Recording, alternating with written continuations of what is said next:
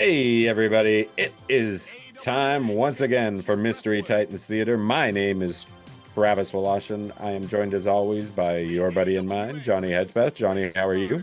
I'm doing good. A little tired. I had to work today, but All right. Well, you deserve a break. I'm all in. Hang out and watch some wrestling with some good pals, and that includes the man who curated tonight's playlist, the Chief J historian, the Ken Burns of wrestling, the third brainbuster, Kelly T. Nelson. Kelly, how are you? I'm doing great, man. And really, really special guest here today. Staying up a little past his bedtime, he said today, but he's got the night to himself. Host of the awesome podcast that I was fortunate to be a guest on, Grainmaker, the Grainmaker podcast. We know him as Grainmaker, but we can call him our buddy Blair Pacheco. Blair, how are you? I'm doing great. Very happy to be here, and I'm excited to watch some wrestling tonight. Yeah, and so Kelly has started with some two great openings from AWA. Wow, that was really planned well. Ah, dang. Okay, good. We dodged a couple ads there. Yeah, it's Kelly's uncle. Kelly's uncle, Larry Nelson. Tell us about him, Kelly. Or what's going on Well, here. yeah, he was my American uncle. I never met him in person, but he sent birthday money every year, so he's a good guy. Debbie Peltier. Yeah, but he introduced it as Debbie the Killer Tomato. I've mentioned her Yes. before. Right. Yeah, That's Debbie the Killer Tomato versus Sherry. yeah. Wow. Shit, this might be the match. This might be the match that was on the AWA set. Yes. Yeah, it was, Johnny. Okay. That's why I picked it. Well, for one, I wanted some Sherry Martel. Love Sherry. Who doesn't? Mm-hmm. And then this is, this was on the AWA DVD VR set back in the day, and I've never seen it before, so it should be good. I like that there's a Sherry Martel match because Reality of Wrestling just announced the Sherry Martel Invitational Tournament. Oh, wow. So they're, doing a little bit to honor her. So the fact Cool. that we're getting a Martel match tonight, it's pretty sweet. Perfect. Where is Reality Wrestling based out of? That's down in Texas. Cool.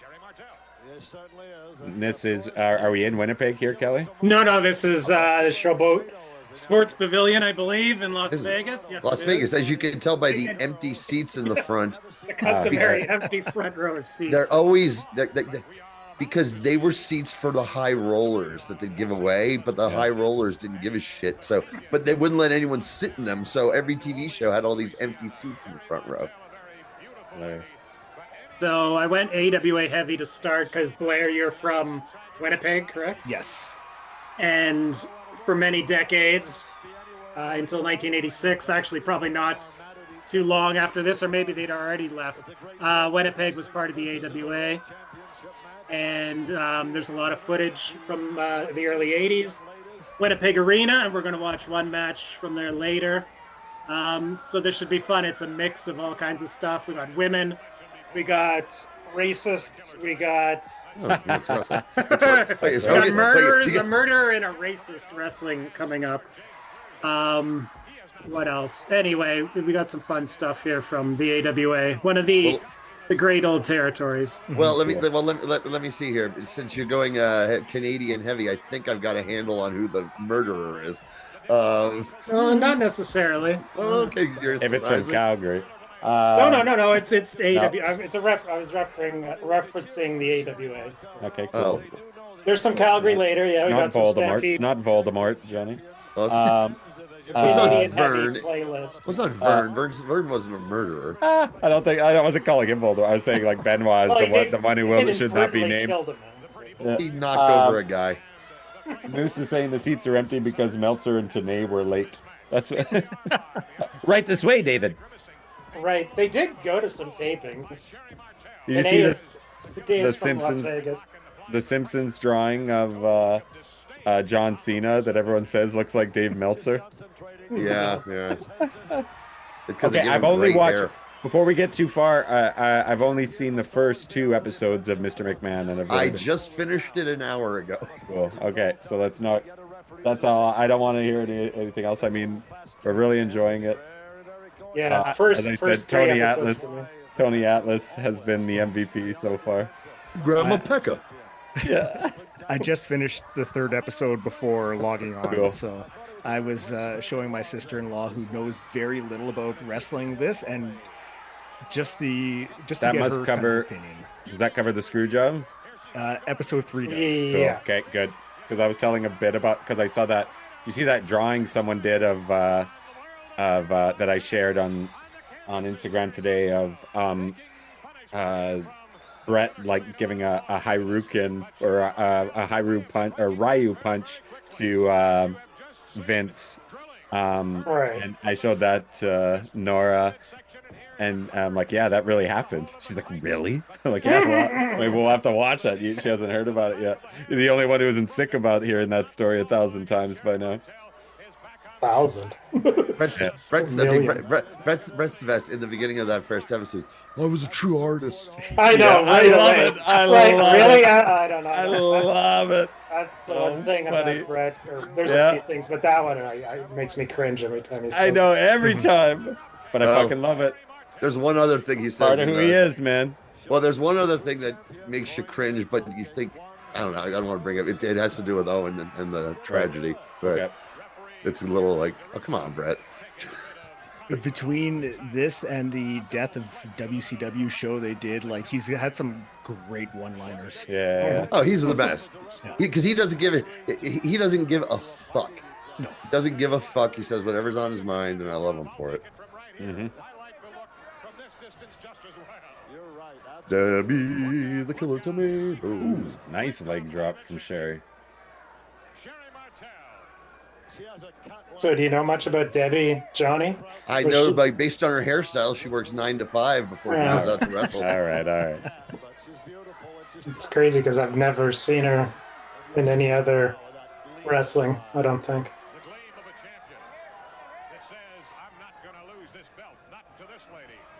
Not to this lady.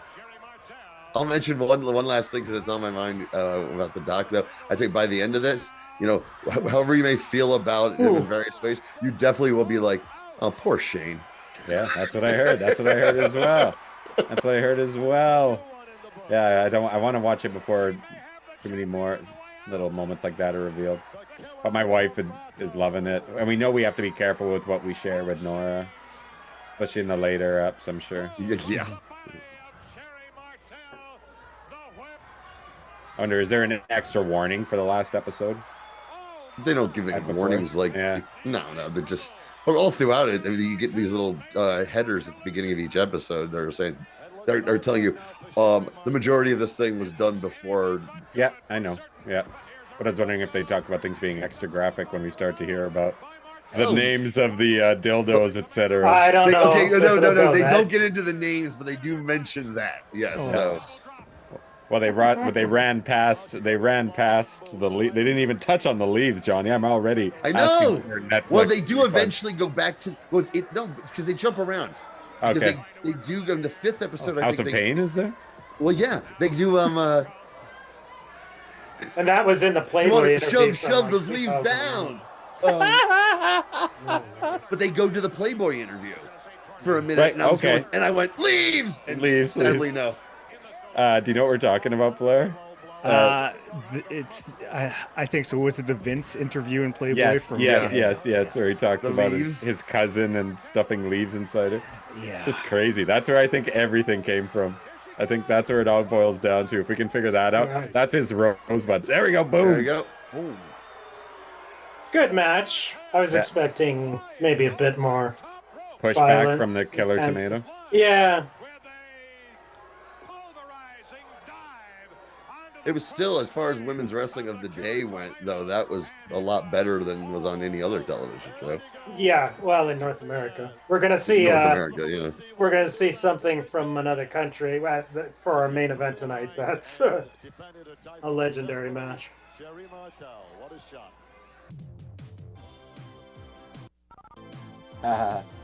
Remember hearing that on TSN? They were still figuring out the satellites, etc. Oh, come on, get out of here. Are we on Daily Motion? No, it's YouTube. So here we go. Oh, here we go. So now do you know who I was referring to? Okay, there's the murderer okay, and the guy yeah. playing a racist. Gotcha. Yeah. Because of the first 3 episodes I watched, like in my head, I'm thinking, I was like, when you said murder, I'm like, oh, it's got to be Snuka. And then I'm like, Oh, did he good. wrestle AWA? And then Yes, it's he like, did. oh, yeah, he did. Yeah, See, I not was- for long, but it Ooh. was Oh. memorable because this is a big angle at the time. Yeah, this Blair, this angle was wild because they bring in Snuka Mhm. and they have a feud with this guy, Colonel De Beers, who is Ed Wiskowski. He had been various guys all over. He's really good. But this character, he is a related to the De Beers Like Diamond a Fortune curling and team in the front row there. and a South African mercenary who's Look at this guy. oh yeah. Oh god. Oh god, he's gonna strangle Colonel De Beers. I couldn't tell if he was a part of the Some show old or not. school That was he wasn't. awesome. But anyway, No, Colonel De no, Beers, they didn't put plants. they were doing racist stuff. Oh wow. Yeah, they were doing racist Nice. stuff that nobody did. Like Mhm. Colonel Beers, like I won't wrestle him and touch his filthy black skin. Oh my It's like, gosh. it was like unheard of. Wow. Oh geez, And right very this way, super uncomfortable. racist guy. And this was basically a reprise of the angle in New York where Snuka was piled driven by Ray Stevens. That was super bloody There's too. Kurt Hennig Yeah. and Greg And Greg Gagne. Gagne. Wow. Yeah. Henning's still a babyface. At this Greg point. Gagne in a white sweatshirt. It was a match between Big Snuka mistake. and Larry Zabisco. You can see Larry on the. I And couldn't find the Steve-O. full. Steve-O Chris of Steve-O. Jackass fame. Crazy. We've had a lot of Steve-O appearances over Keep that. teasing these ads. Years. I don't like it. So now we're getting into the The feud payoff. proper. Awesome. Or is this We got back-to-back matches between Snuka and De Beers here. cool? I've never seen. Beers. This is, I believe, yes, back in the Showboat, of course. So we'll see. I'm gonna say we're gonna be blown away by the quality of these There's matches. that racist stuff you're talking about, Johnny. Oh yeah, dude. Well, that's just I mean, That was up to pretty that point- universal at that time. Well, no, not like this. Not Oh like no, but this. also, but the banging a Samoan's head into the turnbuckle. I was talking about the angle because in the past, everything they avoided that in every territory. I mean, they would lean into it maybe a little here and there. This was the most. I can't believe they're letting this guy. Vern Gagne of all people is letting this guy say this shit on television. What up, Duke? Good to see you, pal. Hey, Duke. Then again, I think Rock and Roll Buck Zumhoff was still hanging around there too. So Vern might not have been the tower of Oh morality. yeah, Buck was still around. He was there Sharpest until of knives in the drawer. the bitter end, I think.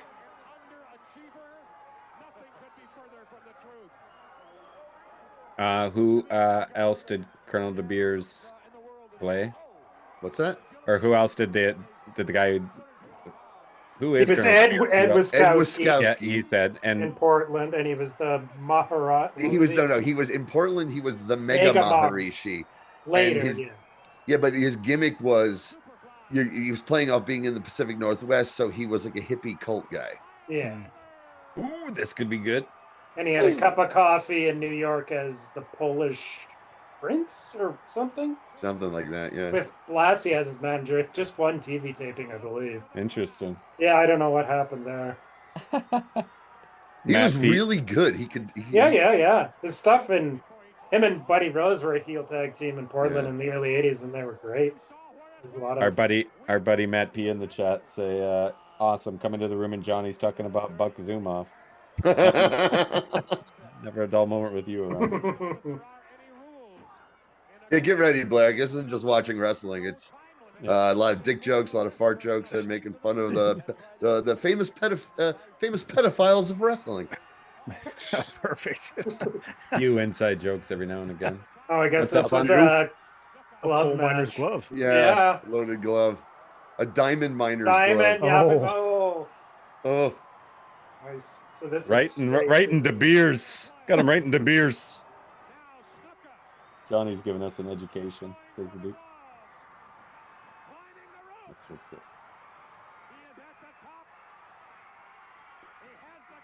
Uh-oh. Mhm. oh. Yeah, that glove looks about as threatening as DiBiase's glove. Right. I do. Okay, I do like if something's going to be up on a pole there, that the match isn't over once you get it. That's pretty good. Well, yeah, that's how a coal Yeah. miner's glove match. Yeah. Yeah, it works, wasn't too, like yeah. it wasn't like a ladder match with a belt. That looks like a ski cap. What the fuck is this? Yeah, that looks like it's like a stop motion thing you wear. Got that from the set of Avatar. Oh no, it's all shiny though because there's diamonds on it. It's supposed to be diamond stuff. Yeah. Can cut glass. It looks fabulous. It's about to do close-ups for God of War. Growing up, I always remembered De Beers in the the PWI magazines and the top 10s and stuff. But I had always thought that he had a bit of more of a run in WWF. But when you said he just had a cup of coffee, I was surprised. The character was too racist for Vince McMahon, and they turned him off. Never hired him. Oh, wow! God damn it, pal! You got to be subtle, Vern. You gotta dial it down. I'll show you how to do it. Samba, Simba. And then he grabbed my pecker. Just editing that in every now and again.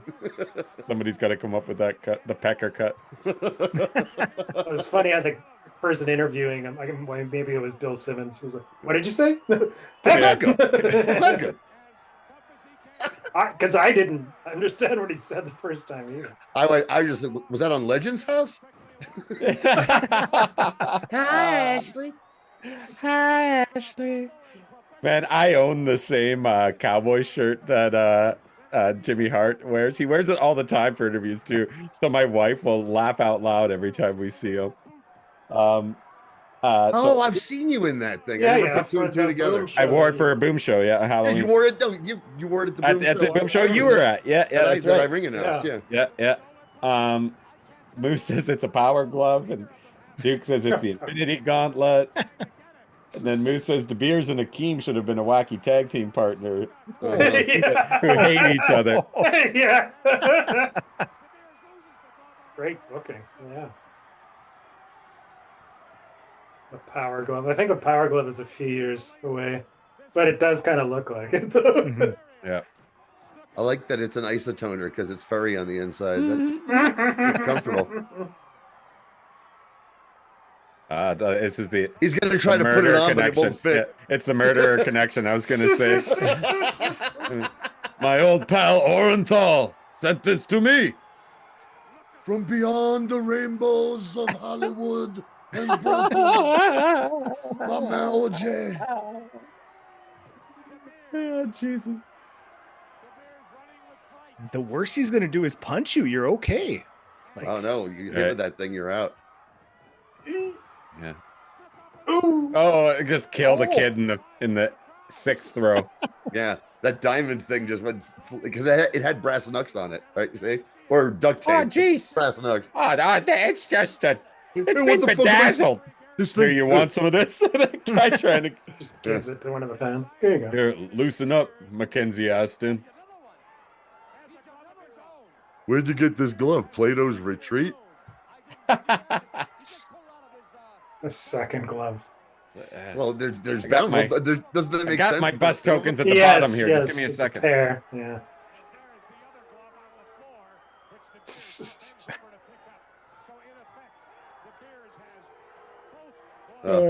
Beers. Big win to Beers. Wow, I guess Wow. that wraps up. I know. That was a I guess bullshit that finish. wraps up that feud. AWA, everybody. Yeah. I was just about to say this. I'm like, this doesn't make any fucking sense with these gloves. And then, ding, ding, ding. No way, Jose. This is giving him a working out a cramp in his hammy there or something. Oh, he found it. Oh no, I see. Two gloves? I'm seeing double. 4 gloves.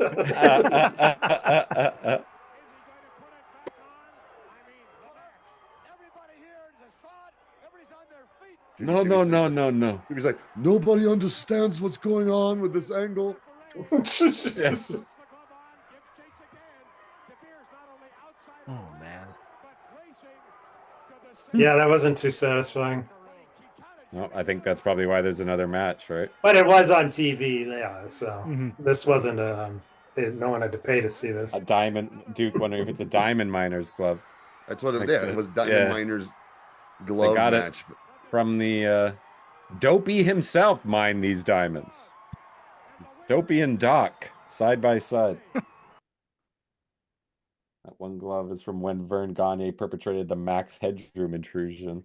Says Moose. I have no idea what that means. So here we go. This is Christmas night, 86 in St. Turn Paul. this up a little bit.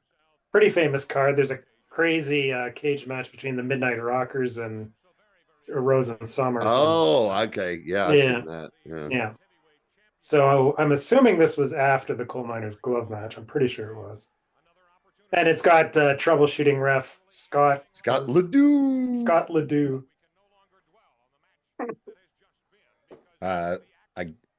Maybe we've seen him before on here, Ledoux. I'm sure we Oh have. yeah, we've seen Scott Ledoux. Yeah. Okay, Scott Ledoux. Scott Ledoux. Yeah, thank you. you. He was a former boxer. Yeah. Of some note, I guess. and they brought him in as like the special enforcer referee. And normally, you know how I feel about referees with characters. Of course, I think it's the not your shit. favorite. Yeah. But Scott Ledoux, the only thing they ever did with him is I think they had him work a match against Zbyszko because that was the whole thing.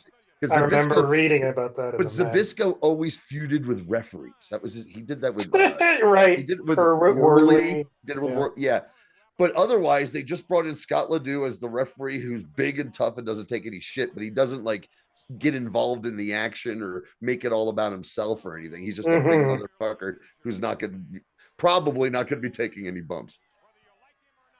Matt P wondering if you're anti Joe King. It's a tough call. He likes the way we use Joe King, right, Johnny? That he's like Kyle's corrupt ref that they bring in. You got your corrupt ref who you bring in only once in a while, and it's like, oh yeah, then that's fine. Yeah, but here's the thing, because you guys are my friends and I love you, and the fact that I totally get what you're doing. I give you guys a lot of passes on things that I fucking hate in wrestling. I totally understand. And thank you for that, sir. Kind sir. But you know what? Let me, with the caveat, none of that has to do with once the bell rings. Once the bell rings, everything is like, this isn't bullshit wrestling. This is good, solid, sensible, Lance Storm inspired wrestling, and I love it. Cool. Did you know Lance Storm trained Brady Malibu, Johnny? Has he mentioned that? Oh shit, no, really? You don't say.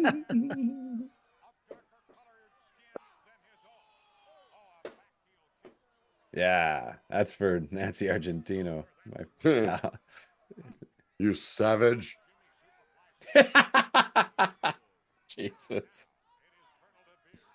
It says something. It's like a Tintin the Tintin villain comic. Yeah, totally a Tintin comic. Okay, you shave his head and he looks like the Nazi who boxes Indiana Jones and then gets his chopped up. Right, totally. By the propeller. Yeah. Who was a wrestler? That guy was an ex-wrestler. I've never actually seen the Indiana Jones movies. Oh my god! What? Never seen them. Raiders of the Lost Ark is definitely the must-see of the three. Yeah. And Last Crusade. And Last Crusade is really, really good too. Once you've gotten to know everybody. I have a love of Temple of Doom because I saw it when I was a freshman in high school and I loved it. I loved how weird and dark and fucked up it was. And because of that Kate Capshaw GeoCities site you still run. Yeah, I did find her character kind of annoying throughout the movie. Worst. It was like the worst. Like, I know at some point I'm going to watch them. It's just going to be like where you're like sitting there and it's going to be like, this is what I feel like watching. Yeah. Because like I started redoing. I started watching the Aliens franchise, but I'm like going in chronological order, and I wish I never would have decided to do that. Oh no! Oh, chronological as the way the universe is built. Yeah, okay. The universe storyline. Yeah, that's probably hard to do. Yeah, that could be rough for you because you're finally just praying to get to Alien. Oh, I mean, yeah, that's the only one that.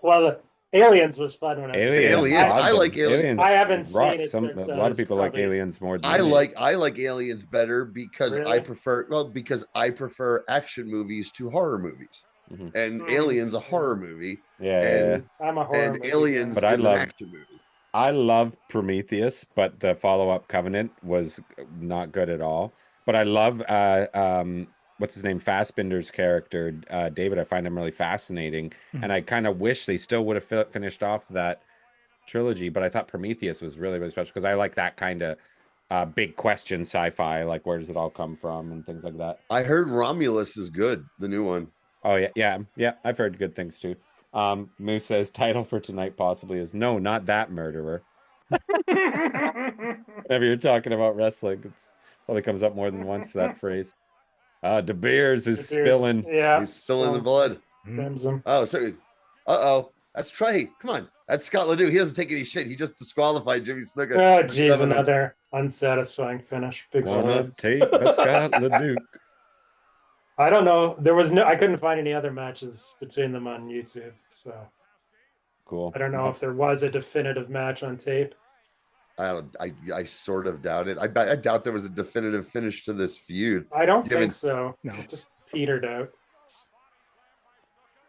Yeah, 'cause Snuka how- may have vanished. Who knows? that's what I was wondering. How long is he there for? Well, he was there a few months later. For Out goes Ledoux. Oh, Flash too. He's okay. on back. Yeah, that's most bumping he's gonna do. Yeah. What are you counting now? The match is over, Ledoux. Wow. He's finally beating up that guy who tried to attack him earlier with the tape, that fan. Go get him, Jimmy. That was hilarious. Matt P's going to be in Portland tomorrow for Retro Game Con. He's going to get, says coincidentally, he's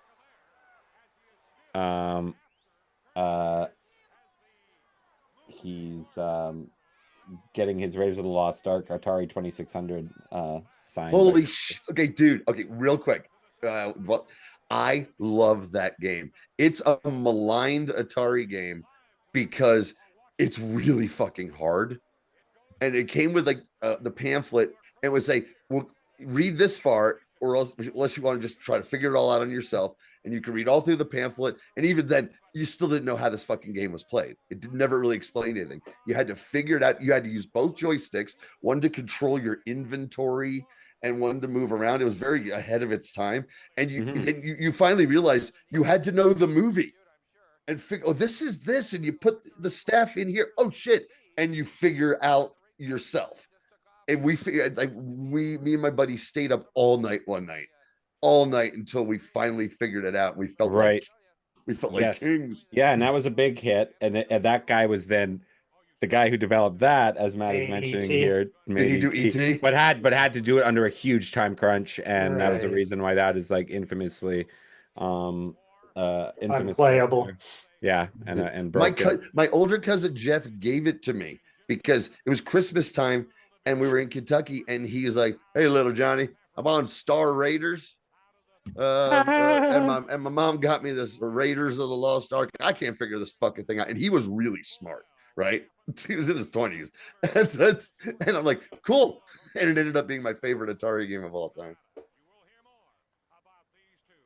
Who's this guy? Rod Trodgarts with the bad.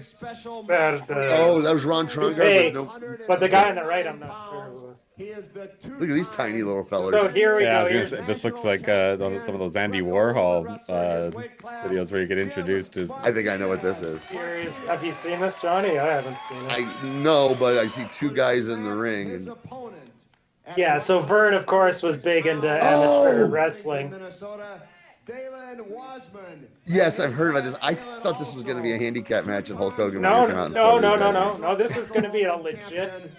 I've heard about this wrestling match on a pro wrestling TV show. What year was this? I think 84. They were still doing well in 84, and he was putting this on their television. Yeah, it probably was done before this too. Ugh. Knowing Vern's love for Mike is the legit amateur wrestling. Oh, and the referee is a Greco-Roman too. Because I'm like, why are they announcing the weight of the referee? Oh, he was on the 84 team. To add his expertise commentary along with Rod This probably was around or just after the Olympics. A member of the United States Olympic Greco-Roman. Oh boy, this ought to be scintillating. It's an experiment. I couldn't pass up. Look at Trungard's hair. Jesus Christ. I know. What a mess. Insane. 12. And Dan Chandler, Mike, you start him off. Gentlemen, good luck. 1 second, guys. Oh, here we go. Thank you very much, Ken Resnick, and we are going to turn it over to Dan Chandler, and also one who certainly knows all the... Imagine the parent walking in and seeing this and go, hey, don't you know this shit's all... Hey, wait a minute. Yeah. What the fuck are you watching? Yes. What the fuck are you watching? Conditioning sport. So we got Billy Robinson on commentary. Oh, okay. To add it, some more legitimacy to it. That's right, Billy. I still think this is fake because if you put it in that ring, there's something fucking fake about it. Oh yeah, well, probably has to be. Ooh, yeah, they look like they're. It's an exhibition. Okay, yeah. All right. The Olympic matches are Phony Olympic wrestling. Unless if one wrestler gets a takedown, he gets a chance to. I do like the suplexes. Will go for a turn. They look nice. And I've mentioned this before, but my high school in central New Jersey, there's like everything here's New Jersey, and they think like the Sopranos or Newark Airport. New Jersey's mostly farmland, and so we were like farm country, and our school was like a powerhouse, state and sometimes national in amateur wrestling. And nothing bored me more than fucking amateur. I know. Like when you first are introduced to it in gym class, you're like, and I do like all these pro wrestling. Did we talk about? I'm sure we've talked about it before on here. When there was like sort of do you remember what they used to call Chinese soccer, Kelly? I'm sure that's not the term they use now, but where it's like you would be like numbered like 1 to 15 on one side and 1 to 15 yeah. It was like. But then they did that with wrestling. Yeah. They did that with wrestling, and I was doing really well. And I was like down to like the final like 4, but then I had to wrestle with a guy who was really stinky. I remember he smelled like bad pea soup, so I had to tap out early. Even though I think I could have taken him, but it was nasty. Whenever I drive to the States to go watch wrestling, like I'm crossing the border, and they'll always ask, "What are you going down for?" And I'm like, "Oh, I'm going to watch wrestling." And they're like amateur wrestling, and I'm like, "No, like." WWF, they're like, oh, yeah. And as soon as I say that, then it's like they judge me. Yeah, of course. I should you should say no, the real stuff. Yeah. I bet you though, you're gonna get from Americans, you're gonna get less and less than that now because it's just an acceptable form of entertainment. Here, like the whole mocking thing, you don't really see. People are like, oh yeah, it's just a thing that's out there. The winners from that meet will represent the United States in Los Angeles. I think they're just more surprised that's the sole reason for someone to go to America. It's for wrestling. Oh, right. Yeah. Okay, sure. Look, I'm going to go to Target too, but y'all ain't got that up there. They're pummeling for position now. This is tremendous. I was hoping in case you can't tell, I moved here from the south. Nice arm throw. Yeah, Minnesota. Usually we have Kevin's usually on board with us, Taro, and I wanted to show him this Storm Brewing banana cream pie wheat ale. Especially because when he was here with us, we went there, and that was one of the 3 places I've been recognized since I became Wild Eyes. Oh wow, it's up to 3 now. Yep. The other time was at one was at a baseball game, a C's game, and the other one was at a little more recently when we were getting ice cream. She's like, when they were we have finished our order, she's like, "Can I put it under Wild Eye?" And I was like, "Oh, okay, cool. That's me." I'll sign the ice cream cone. I think I've been to that Storm Brewing when Oh, I was yeah? in Vancouver. Vancouver, yeah, it's Yeah. like really divey, just or like really like there's not meant to be fancy or anything. Yeah, they kind of go for weird stuff like that you think would be like this is going to be awful, and it turns out to be really really good. So that's why I was okay That with just- rolling this dice. Travis, that just reminds me of one of my favorite bits in a Bugs Bunny cartoon. It's Elmer Fudd and Bugs Bunny. They're working they're in the Hollywood restaurant, and Humphrey Bogart wants baby. She wants rabbit tonight. And, yeah, and Lauren Bacall wants rabbit, and they're doing a pie gag where it's like. What was it like? One banana cream pie, pick up pie, your pie, sir. Pie in the face, and they run the gag 3 times in a row. It's never Awesome. not fucking hilarious. 10 seconds left. 10 seconds remaining in the. I love you're it. a big- I'd try that. I would try that, man. You love that era of Looney Tunes, I know. Dude, The you were only talking good about era. we're talking about being, what you grew up with. Like, were you a Disney or whatever? I was a Disney kid. If there was Looney Tunes land, I would be vacationing. There used to Who be a won? few.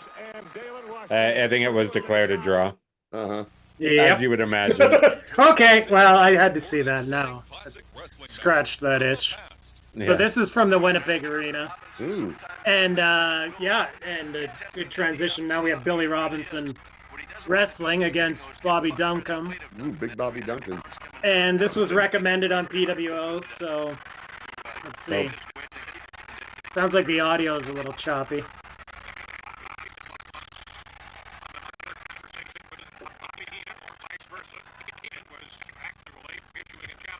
You guys follow Charles's? Do you subscribe to his daily Newsletter? No. newsletter? Yeah, No, you should no. just put it on your email list. It's good. So it's in there every day, right? And he has like just everything that happened that day. It's awesome. It's just a real pleasure to watch Robinson work and the way he can get out of holes.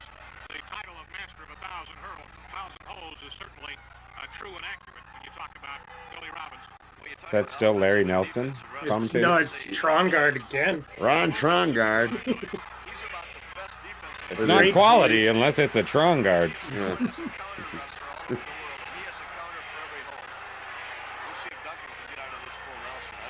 Oh, I got Trongard last night. Ugh. And Billy takes a hard elbow right in the jaw. He comes out firing. You're not going to go with Trongard, are you? Dude, you didn't want to stay at it. No one wants to go to Trongard. You stay out of Trongard. Yeah. I Trust know me, it takes an extra 15 minutes to get there, but it's worth it. Avoiding Trongard. Yeah, I know. Just you want to avoid it. It's the shits. I know when AWA was coming here regularly, like my grandpa used to take my mom to the shows. Cool. And like, cause they lived in a small town about 2 hours away from Winnipeg. And my mom eventually moved to the city and she lived downtown near the arena, and she would tell me stories like just walking around, and she would see like Nick Bockwinkel go into the corner store when AWA was in town. And just hearing that like blew my mind, that it was like just that's almost personal, that you could just see them out and about in like daily life. Shopkeep, might I have a moment of your time? Might I procure the question, sir? Do you have a pack of Winston? Did you know, Kelly, did you know that Nora is related to a wrestler from England? No, Whiskers Blake was the name of an English wrestler she's related to. She's really tall. They're trying to figure out why she's taller than everybody else, and it turns out on her English side, she's related to a wrestler named Whiskers Blake. I remember you got me to look him up once, I believe. Yeah, I think I showed you. I found a couple pictures. He's a tall drink of water. Bobby Heenan in the corner, of course, a big bad Bobby Duncombe. Bobby Duncombe out of Austin, Texas, 305 pounds. Things have been pretty bland so far, fellas. But I got Yeah, well, it's the mystery. Let's see. Dude, it's the AWA. AWA. You can have some awesome AWA action. Oh yeah, but it's a different style. This one's gonna It's take a AWA while style. to get going. And this is if you want to talk about styles clash of here, Bobby Duncombe is a fucking like Stan Hansen, dollar store Stan Hansen clubbering guy, and Billy Robinson is a technical wizard. Right. So this could go somewhere interesting. Maybe, well, Sure. yeah, maybe. Like this. It's like Harpo Marx. Yeah, they should be sped up a little bit, like 1.25 speed or something. No, like remember, there's one of the weird Is that things. Bobby Harpo- Heenan? That is, on it? you know, Yeah. Yeah. One of the weird things Harpo would do is be standing next to someone and lift his leg up and grab the other person's arm. Right. And I always thought it was the funniest thing. I know what It you're made no talking sense. It made Yeah. no sense. Blocked each other's move. Here we go. Not Nice. bad. Yeah. Oh, Robinson was smooth, man. Yeah. And deceptively gigantic. Mhm. Yeah, Right? he was big boy. True heavyweight. But yeah, I mean, outside of the AWA, he didn't wrestle in too many other American territories. Didn't he have some sort of financial stake with Vern or something worked out? Possibly. As one of the trainers at Vern's Yes, barn. he was. Yes, he was definitely one of the trainers. Yes. In the barn, yeah. I mean, imagine what that was like. Come on, Worse than a boot camp. he was one of the stars of The Wrestler, wasn't Billy? Yes. Yeah, he was the. Well, the big main event was. He was the champ.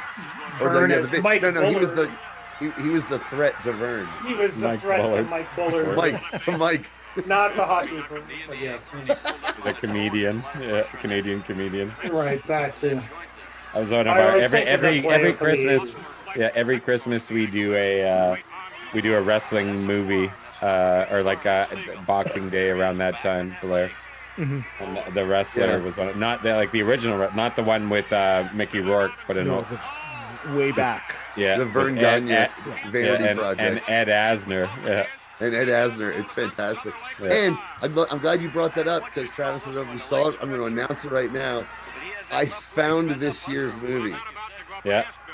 It's someone posted the link at DVDR, and it is some wrestling vanity project from the same year as all the rest of them, 1986, called Hammerhead Jones. And I watched the first 15 minutes, and I was like, this is going to be fun. Cool.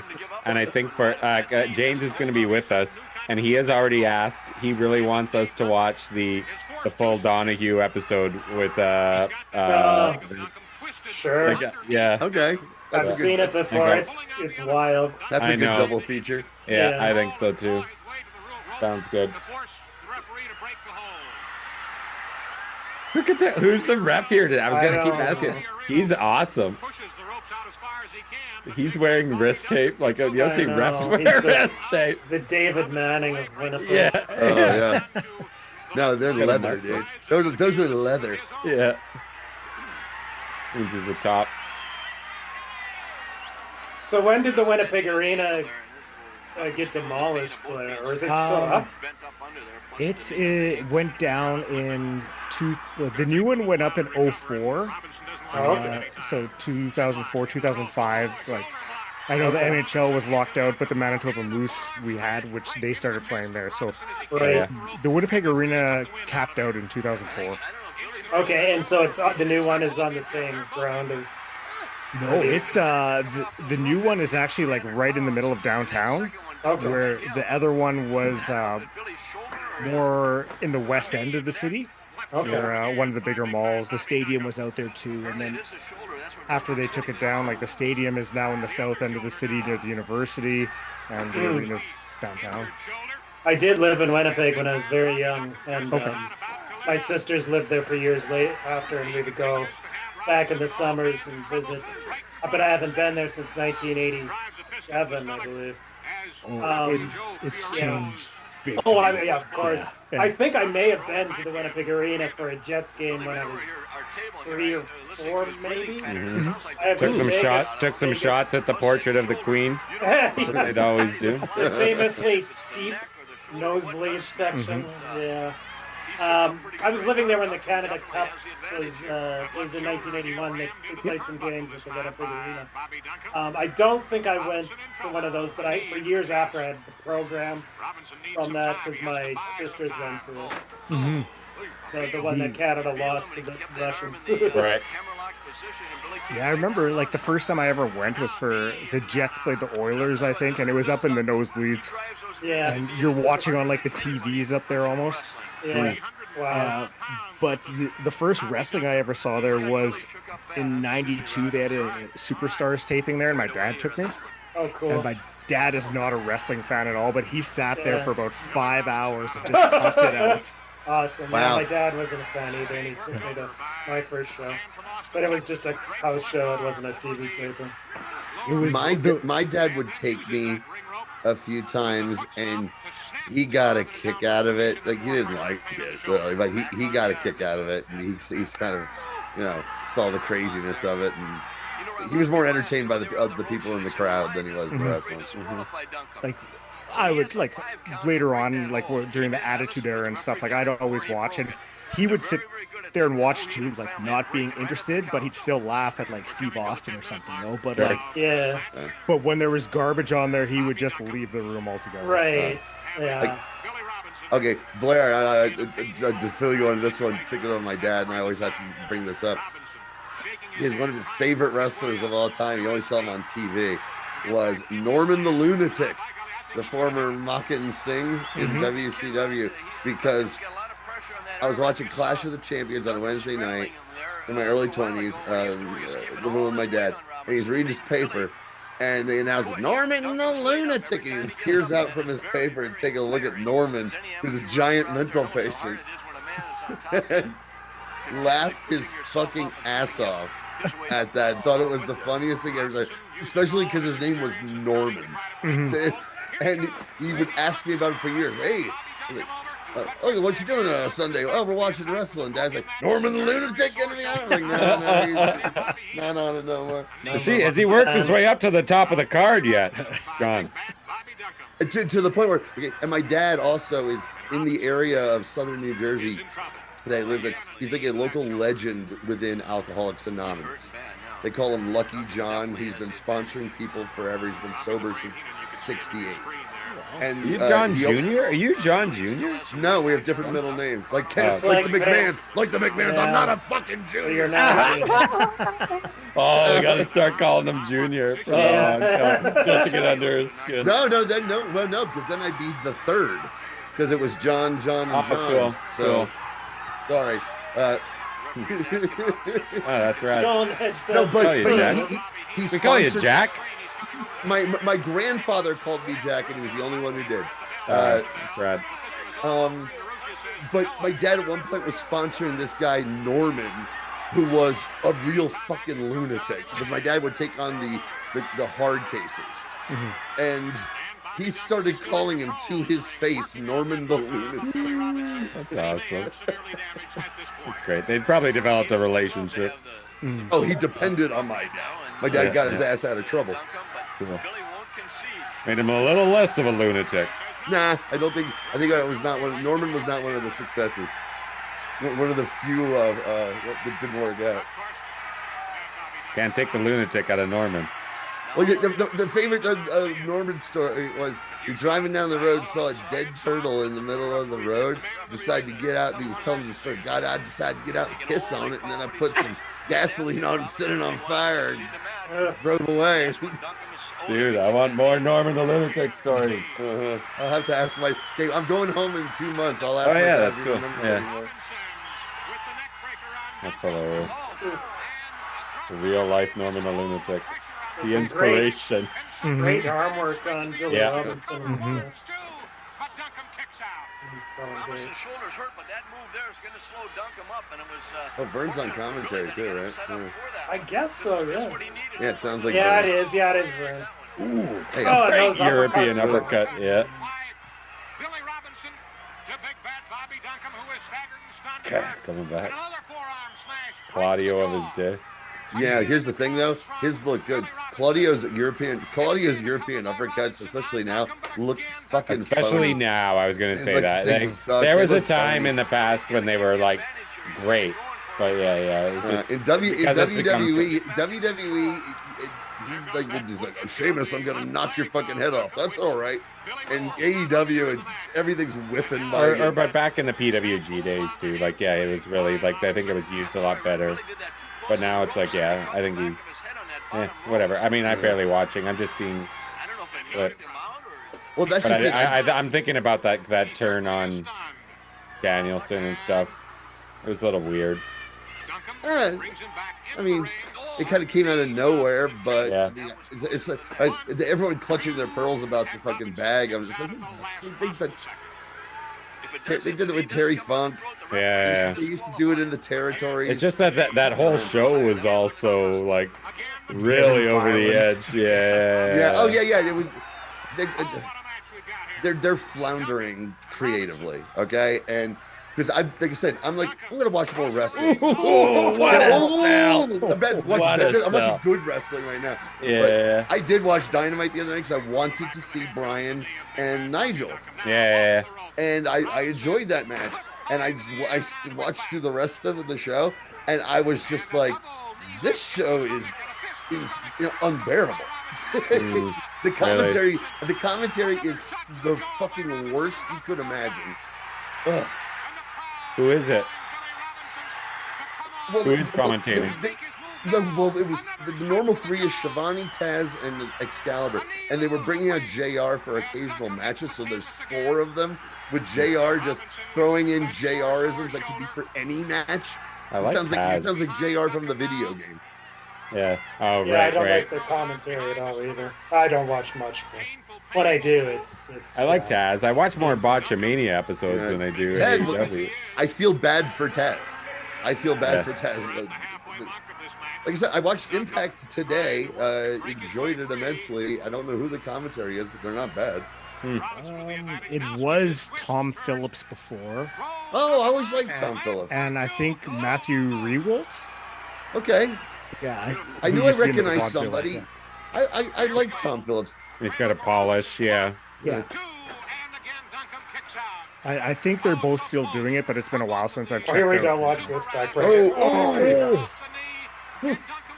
That's the Robinson backbreaker. Oh, and kicked it. This is Take more than that to put down this mean old Texan. Fuck yeah. Somebody named better Billy Robinson. Gohold 604. Thanks for joining us, Beth.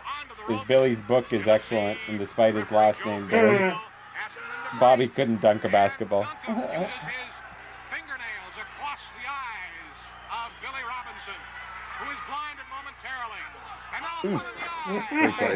Nice. Nice.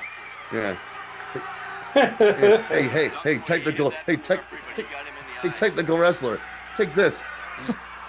Yeah, it's a perfect matchup. Technical wrestler and the Texas Brawler. What year is this, Kelly? I think 1980. It's just back and forth. It's a hard fought match. Absolutely. Gagne sounds a little bit like a young Bob Costas, who I've enjoyed in the first 2 episodes. And you will continue to enjoy it. Good. He's one of the highlights through the whole thing. Cool.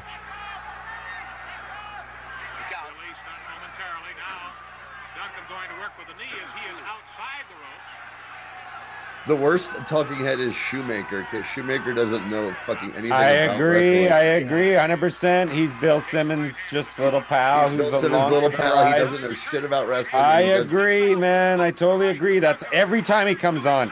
He spouts the same type of fucking sound bites that you get in a usual WWE documentary. But that otherwise great Andre doc that they did on HBO. Right, yes, yes. And he just spouted shit that was just not true. He's like, Yeah, Andre would go man. to all the territories and take Yeah, on all their man, top I baby agree. faces. I was like, what the fuck? I agree, and I tend to err on the side of, like, dude, I popped when we saw Bix's name in one of the articles. They referenced to, hey, David Bixen fan is in Mr. McMahon's documentary. Oh, I didn't notice that. But yeah, man, I think Shoemaker is really vapid. I don't think he he brings anything, to be honest. No, stinks. I was laughing so hard when Meltzer started bringing up the different Superdome attendances. That's so funny. That was Silverdome, pardon me. That was fun. Well, they do a lot of that. They do a lot of that editing. They do a lot of that editing where here's everyone's bullshit and then here's the truth. And that's good. Or no, it's not bullshit. Like I think it's more like, and and here's this other take, right? Because man, every time Hogan talks, it's like, fuck, why are they? For a while, it starts to feel a bit like a Hogan in those first 2 episodes. A Hogan. That was a great director. Despite, I mean, there's the obvious fucking lies, but it does feel like it's the most candid he's been in years. Yeah, like he comes pretty clean where he doesn't try to polish up the union busting. He took joy in it, which makes me hate him even more. Yeah. Moose says, even among the historians, they don't respect Shoemaker. Yeah, I believe it, man. Ooh! Is that disqualification? Yep. Yeah. Yeah, they did go by that. Yeah, that got great. Rule. Look at the young Heenan. I love it. Look at that. Look at that outfit Heenan's wearing. That's outstanding. Yeah. Costas is confused. He's saying he jumped over it's on so his funny own. He's saying young Heenan. How old was he here in 1980? 40? Probably still in his 30s, yeah. Oh, okay. He's selling it. Yeah, he would have been like mid-30s. Yeah, and that ref, I want to figure out who this ref is, too, because I thought he was really good.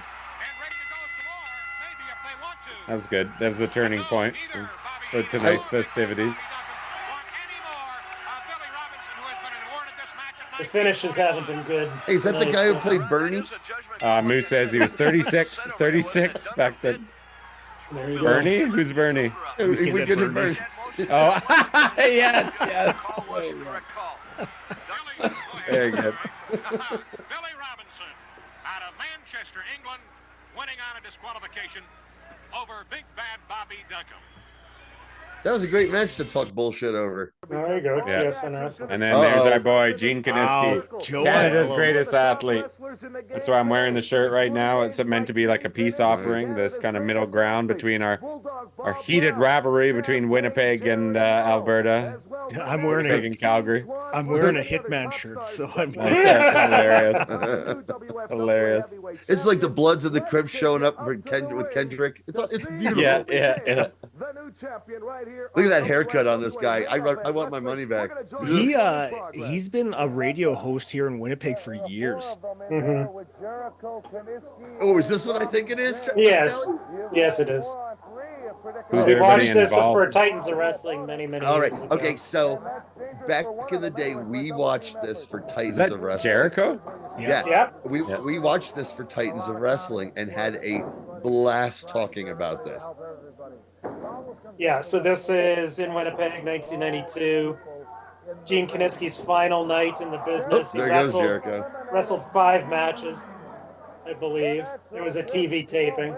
Quite possible. Spinning toe hold 604 could be Boogie Night in the chat here right now. I'm not entirely sure. I do think it's a local wrestler because I'm part of a tape club. With some local wrestlers and personalities that wanted to join tonight. Who said they might be checking it out. But anyway, Kelly. We got Gene Kiniski, of course. We got Bulldog Bob Brown. There you go. That's what Matt P was wondering if Bulldog Bob Brown appearance. We got Don Callis. Yeah, in the pink there, right? Natural in That's his Don Callis. Macho Man, 80s Macho Man trunks. And most importantly, we have Champagne Jerry the Moore. Champagne Man. All right, yeah. The bridge. The only one I'm not sure is the guy in the zebra skinned. Look at this ballroom. Look at those lights. Yeah, there's been a lot of buffet lines under those lights. So this was WFWA. Makes me want some prime rib. Blair, do you have any insight on this? So there's a local guy here who Tony Condello. He does a lot of the northern tours. Yeah, I've heard of Tony Condello. Yeah, he was the guy who ran WFWA. Okay. So, but this was all mentioned in Jericho's first book, the good one. Yeah. So he, I mean, they had this on TV. I think it was every Sunday on Channel 8. It would be Lord's Day. this, yeah, and this or an episode of Stampede Wrestling, and then WWF would be before that, just like Wrestling Challenge or whatever. But I always wanted to go to one of these shows, but not a chance in hell my dad would ever take me to one. Yeah, my dad wouldn't take me to the Victoria Pavilion. No. Either, because he heard bad things about it. Maybe for a sheep shearing competition, but not for that wrestling. I was trying to think which hotel this was at. I'm like, man, maybe the Marlboro, maybe the Ramada. Okay. Yeah, The yeah. Marlboro? Definitely a hotel. Yeah, oh yeah. Well, but it's definitely in the beautiful city of Winnipeg. It is Boogie. Hey, Can Boogie. confirm. We love you, buddy. Hope he's looking sharp. I don't know if you've seen since he did a full I think cleanup I did. I since believe I did. You know, hey, we you know saw what? Todd. Wait, did you see look, that, look. Blair? That the West Coast Heavies cut Boogie Knight's hair. You know, Todd His beard. Quality. They cut his beard. Beard live on an episode of Mystery Titans Theater during an ASW show. It was fucking killer, man. Highlight Live on this show. one of the all-time great moments on Mystery Titans Theater. And you know what? But you know what? You know, when Todd Quality hands you lemons, he made lemonade. It looks good. Yeah, you look amazing, Boogie. Ooh, Ugh, these old men. is this a Royal Rumble of some sort or Battle It's a Battle Royal? Royal. Yeah. Bulldog. And out Uh-oh. goes Jerry, but the ref didn't see it.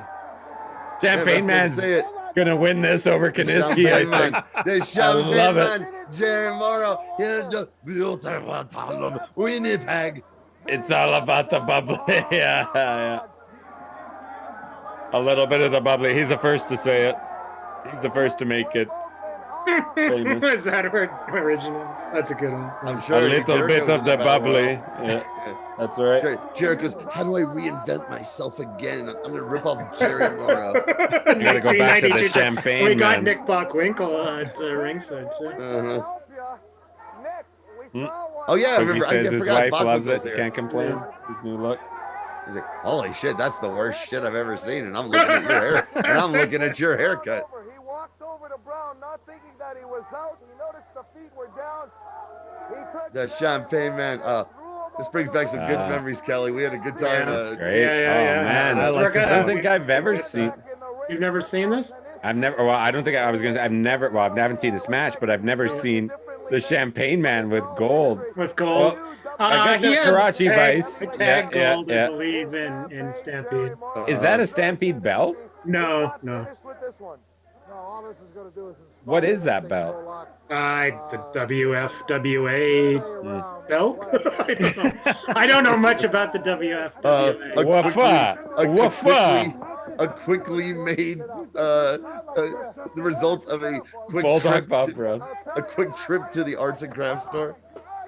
Yeah, this is the stuff that Callis and Jericho would talk about, getting to know Bulldog Bob Brown. Yeah. Oh, look at that slap. And his balls, because he's one of those guys who would give the payouts naked. Yeah. When Callis, when Callis and Storm had that what was their podcast called? Something Killing the Town.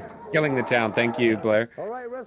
They talked Here we about go. Okay. I think Callis said at one point, talking about our boy here, Jerry Morrow. Turn this up. Waking them up. This is my favorite. This is one of the great promos of all time. Shut up. Waking them up. You came back in from the outside. And saying, he just said, waking up in the hotel room and saying, "Do you have Bill?" You should not be the champion. Why you said that? Here we go. Yes. Why? Because Gene Kaniski threw you legitimately over the top rope. Do you see my feet touch the ground, sir? I actually don't want to see any part of Fuck, you he looks in this great. He interview looks like with a this star belt, here. And I can guarantee you one thing, Mr. Morrow. It is not the end of Gene Kaniski and yourself. It is actually the end of Gene for you, sir. And listen to me. I'm the best. Who's the champion? The Champagne Man. Love it. Well, always be the champion. Fuck, this is the best I've ever seen him look, Kelly. Well, yeah. I'm not even joking. The most Champagne is Man with all definitely the champagne. a lot of Champagne champagne. Man with all the champagne. Look at the The wild eyes of the day there. I despise Bulldog Bob Brown though, because he Oh yeah, we all came had to him. Calgary in 1989, and the territory was dead within 6 months. Not a lot of people have a good thing to say about Bulldog Yeah, he Bob was a Brown. piece of I don't garbage. know. I don't know. Maybe we're not getting the This is the interview that I remember. extended. Was there another one? I think. No.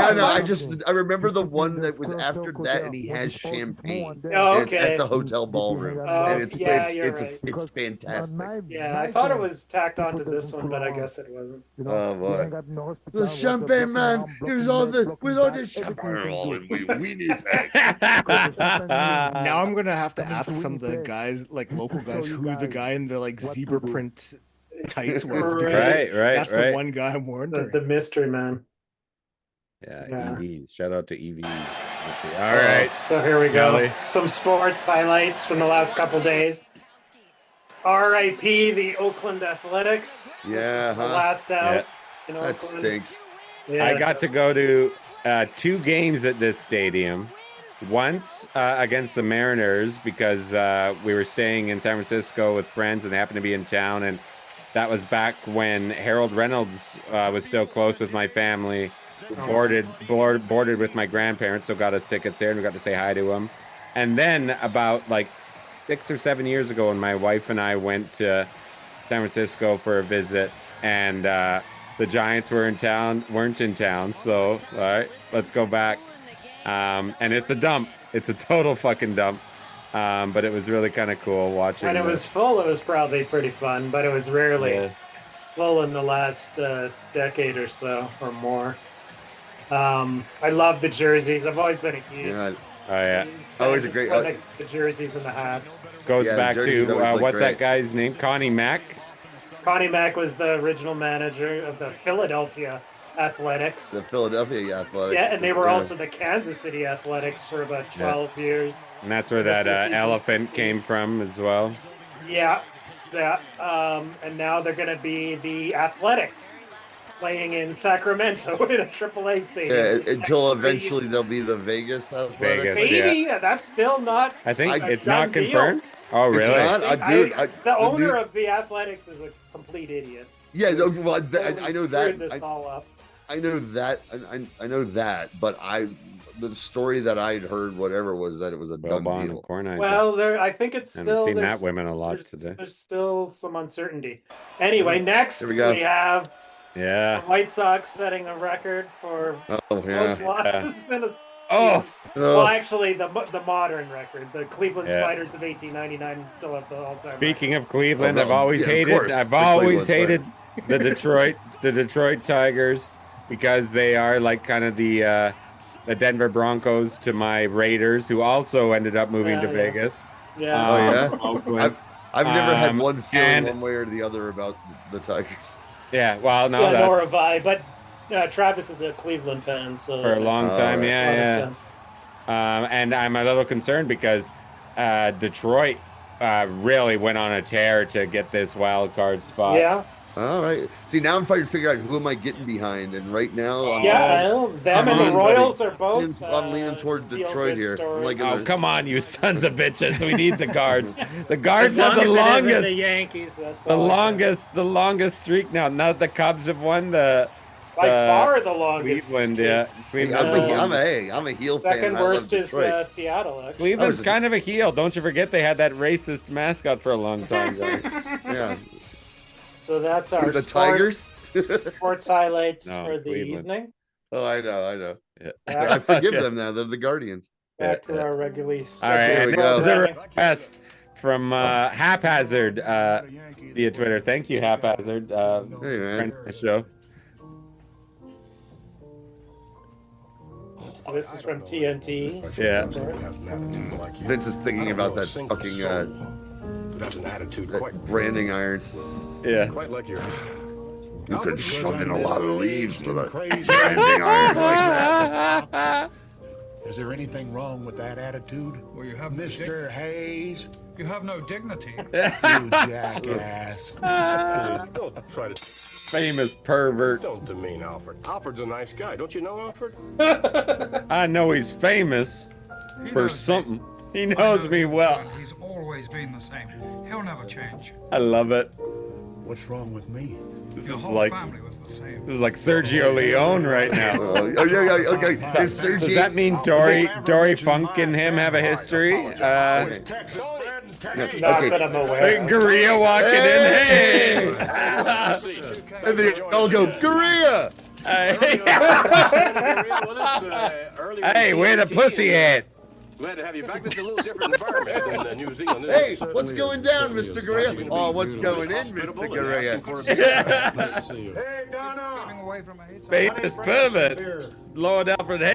Yeah, this is like if Travis, this is like if Sergio Leone was directing a skit on the Mary Tyler Moore. Yes. The Carol Burnett show. Very unique. You never have been around such a nice environment before being from New Zealand, have you? Thanks for subscribing, Matt P. Look at the handsome son of a bitch. Nice environments. Thank you, Donna.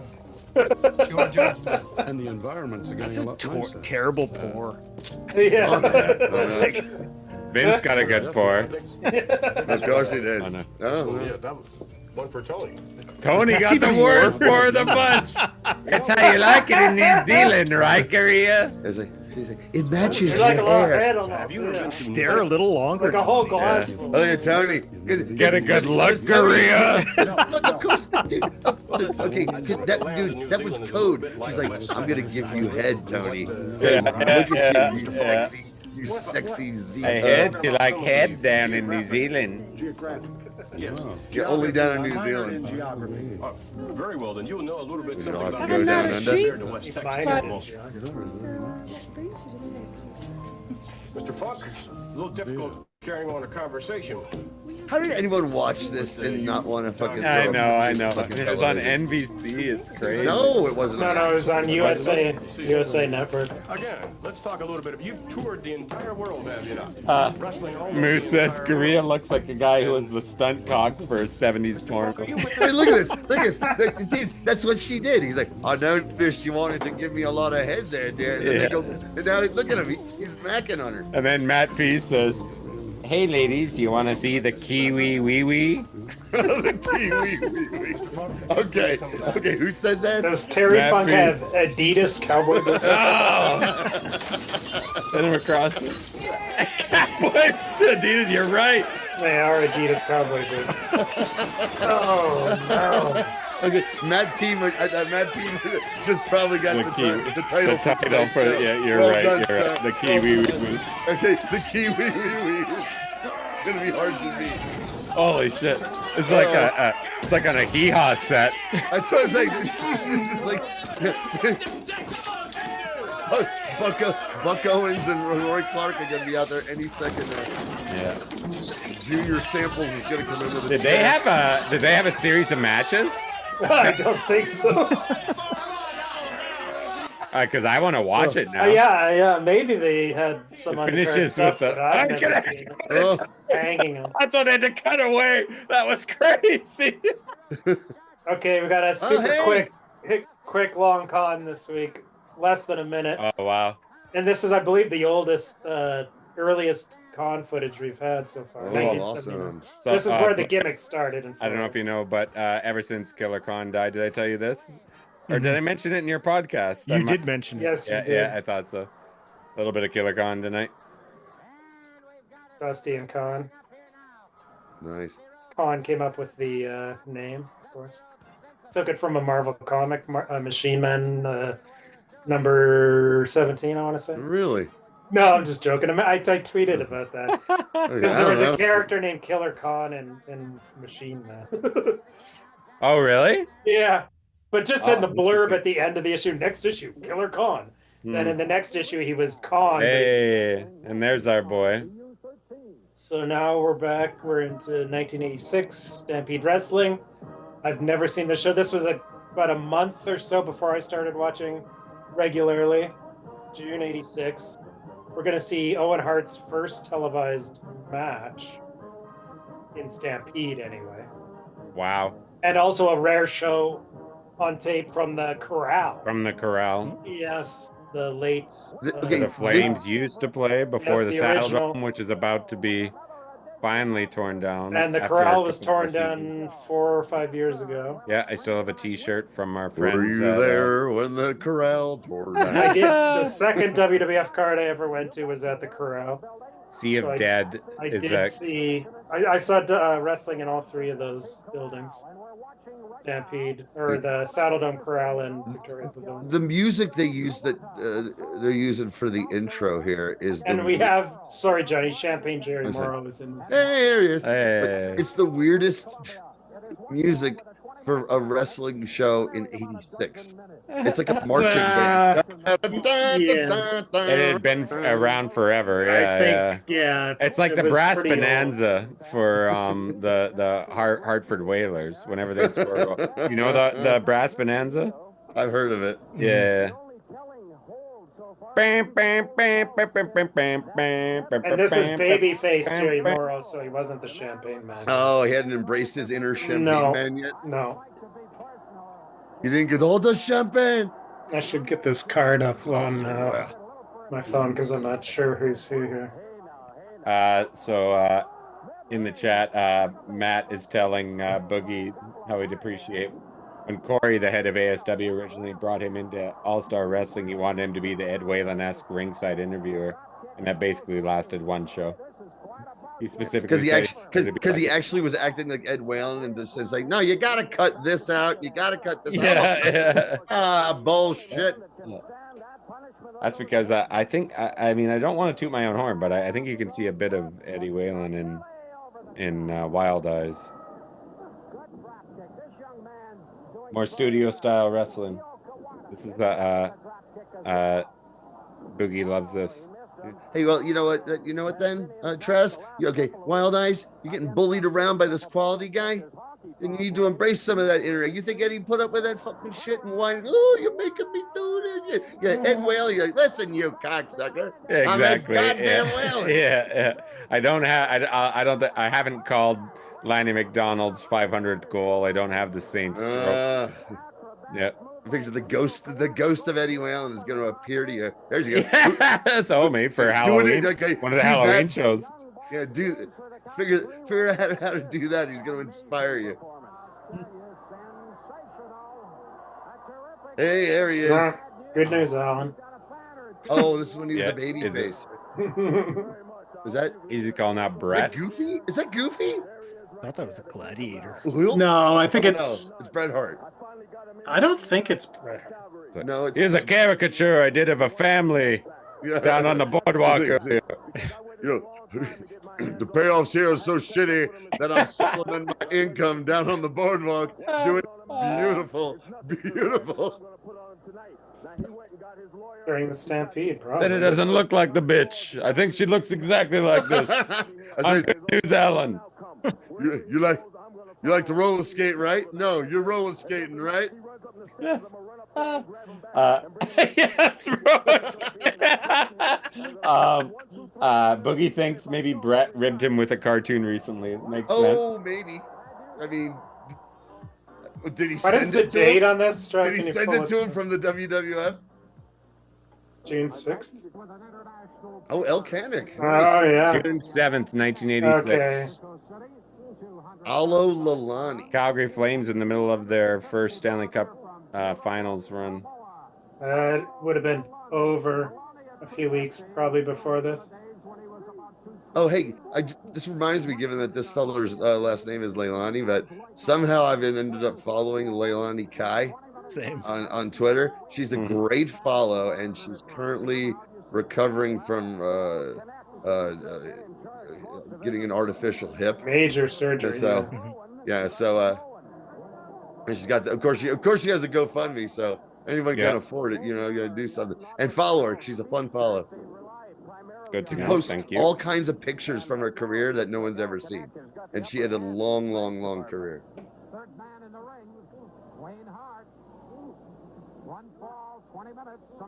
Wayne Hart. Wonder how he's Cal doing. Canek, that's interesting. Yeah, huh? He was a huge star in Mexico. Mm-hmm. I remember the first time I heard of him was when you first saw that first list of here's the people who actually slammed Andre the Giant. And yeah, he was and one of them. pinned him, I believe, too. I do like that about the Mr. McMahon thing. Just little things like this wasn't the first time that anybody had slammed Andre. He'd been slammed many times, and then Meltzer's able to drop in like the exact amount, pretty much. Well, he Like- said 25 or something. Yeah, it's 25. Yeah. But it might have been the first time I ever heard McMahon say, "He's like, yeah, Andre's been slammed plenty of times, but this audience doesn't know that. Yeah. I can say whatever the fuck I want." I'm like, oh, never heard that before. And dude, okay, long time viewers of this show on YouTube, and we thank everyone on the Patreon. I've noticed that I've always been mentioning my weird obsession and disgust with Vince's liver lips. Yes. And yes. That goes back to volume one. But I mean, you go back to the 70s, and he's this liver lip. Yeah, it's one of the funniest things you've ever said about him. I notice it every time I see that. It's especially they're more pronounced in like the 70s. But now they're blue. Yeah, he's so gross. He's like the grotesque. crypt keeper, man. He's the crypt keeper. He has these blue lips, and okay. Like I said, I just finished it. They do show a lot of like him booking himself into making out with the hot chicks. Yeah. And when you see some of that, you realize like, oh, he was opening his mouth and doing stuff. And it's the only time during this, which features some terrible shit, that I had to turn away and go, oh, I'm gonna fucking puke. Hilarious. Hilarious. He's gonna puke.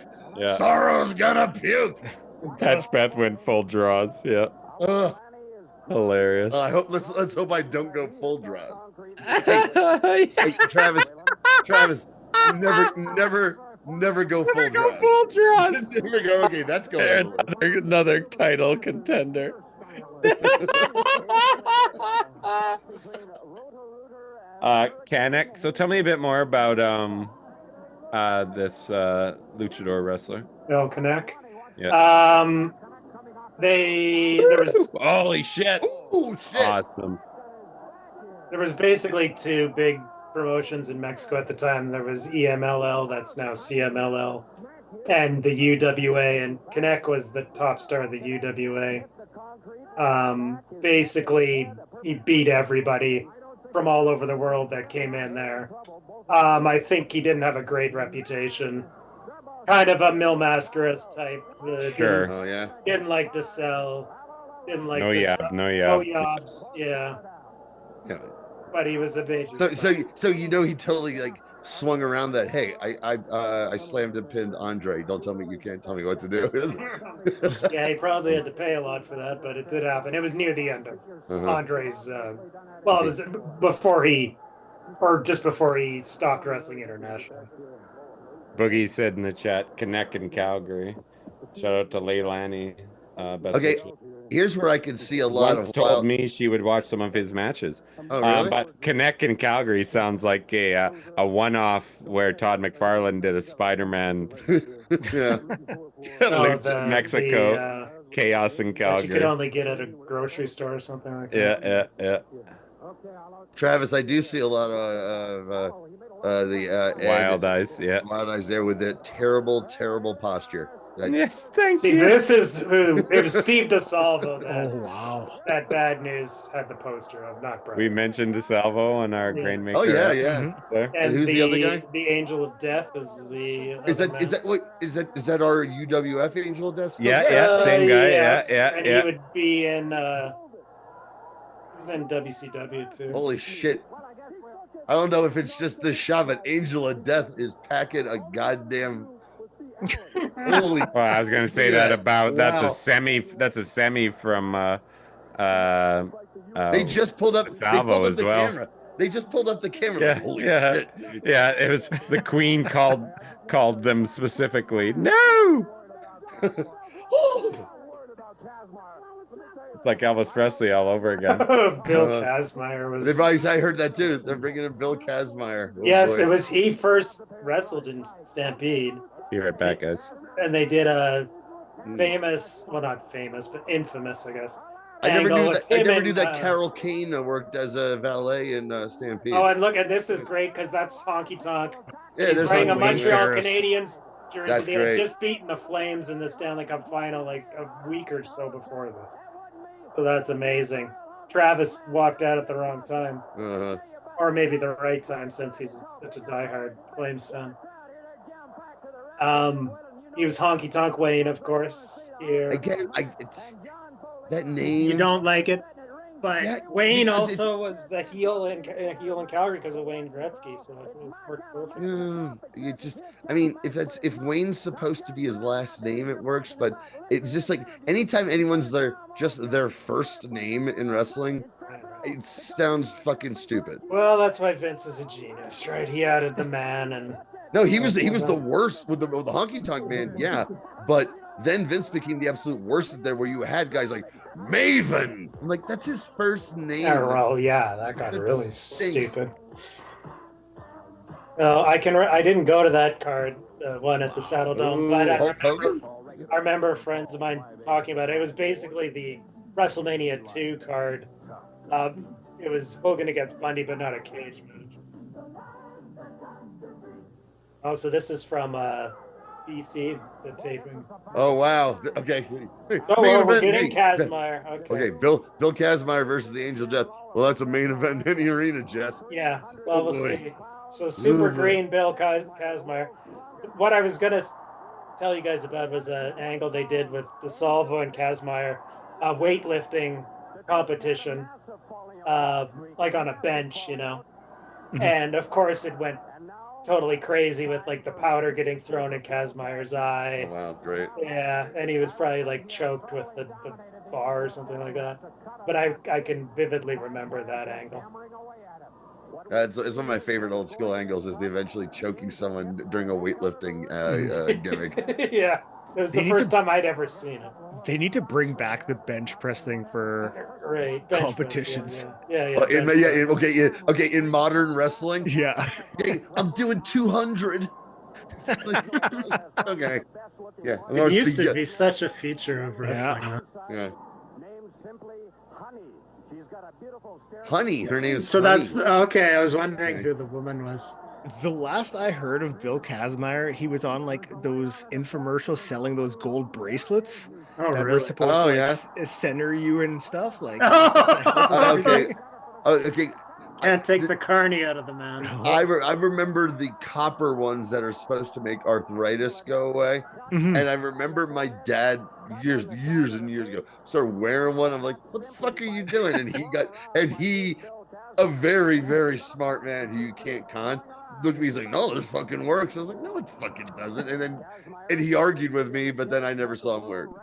Yeah, it was something like that, the copper or gold bracelet, but it was like to like help out, like it centered you. It centered you.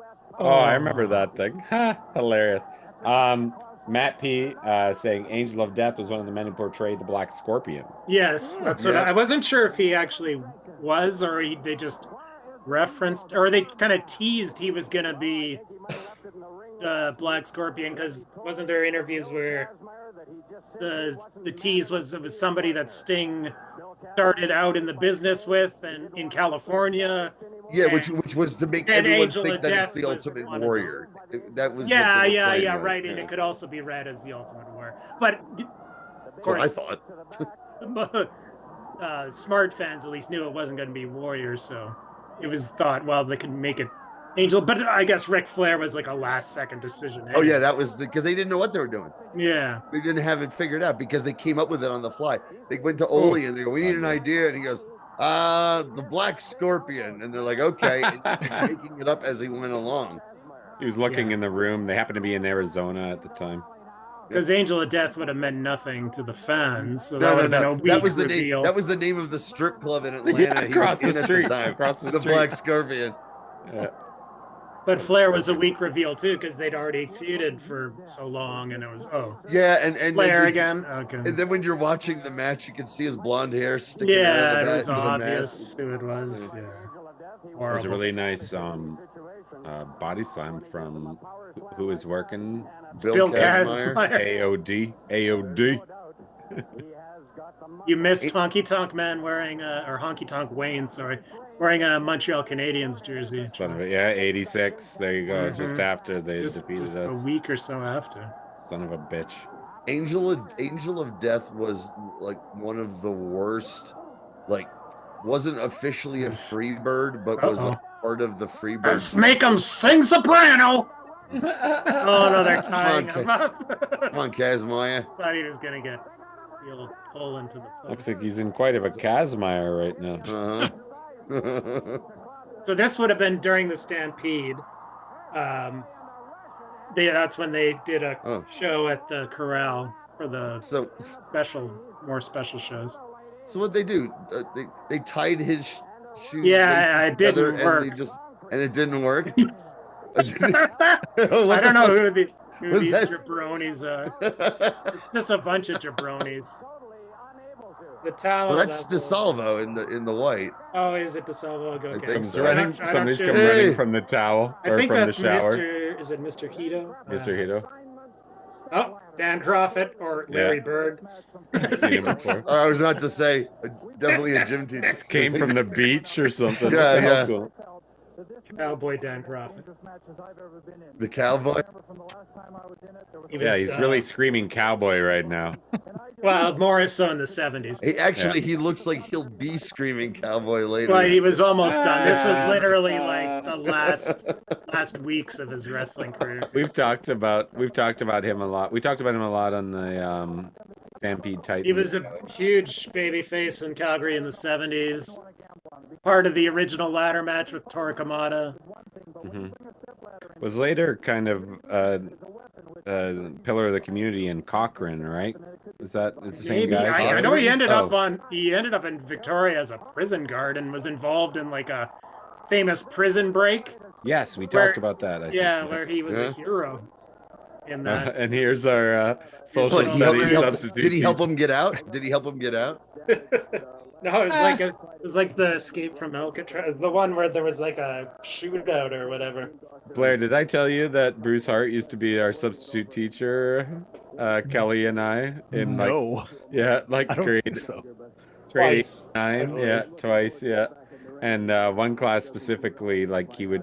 As soon as we started talking to him about wrestling, he did not care about the fucking Industrial Revolution or Well, it's the easiest class he would have to teach. Yeah. He was really ready to talk about and the rest of the class, when Kelly and Travis did that, they were drowning in pussy at school. Exactly. Yeah. If by drowning you mean not in water at all, you were correct, sir. Well, yeah, the kind of drowning that involves no water, Kelly. Like a drought. It's like the way they call right-handed dudes That's lefties. how quicksand works, right? Yeah. The Sahara Desert drowning. What's that guy's name? The referee. That was Hader, Ron Hader. Ron Hader. Eventually he turns heel. Okay. Here's another thing you need to incorporate from Eddie here, Travis. Go full slack-jawed. Look at this. You look like a young Magnum PI, Brune. Here we go. This will be the Hart debut, I believe. That was nice. Owen debut. TV debut. And what year was this again? This is 86, June of 86. Okay, so Greg again, Gamma, who I just got to see in person. Yeah, you did. Yes. Yeah, it was really cool. Work against the aforementioned Todd Quality in the West Coast Heavies. Oh, you saw he was working? Yeah. Well, like he came in and delivered a kick that looked fucking amazing. Oh, okay, but he wasn't in the match. No. His son Raj Singh, who's killer. Blair, have you seen him work yet? I've only seen like a star. A few things, not much. Yeah, and he's TNA talent as well. Boom is talking to him. He's awesome, but he feels like a real star. He was great on that show. Matt B knows that. Because I think he's done some dungeon wrestling too, and I think you're right. Yep. You know, I did I did a little dungeon wrestling too. Me and Chris Colt. You know, yes. Oh, you were in that movie, Johnny. Yeah. You know, hey, story comes out. You got to pay the bills. A little dungeon wrestling doesn't hurt anybody. Yeah, so go down, go down to the mouth of the South. We figured, I don't know. We were the first people to figure out that Jimmy Hart's referring to his anus when he talks. Or no, it's not just Jimmy Hart. In general, it's called the mouth. It's a great cutoff. Yeah. Gamma. Especially in the Chris Colt community. Mm-hmm. Yeah, it was a really good match. It was just Bronson and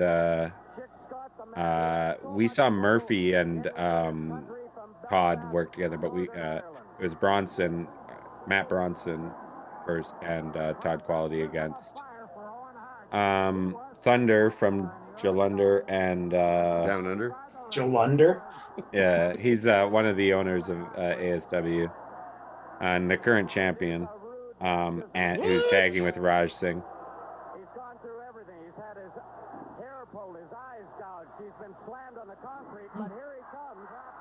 We called Ted Turner the mouth of the South because he was in advertising, says Moose.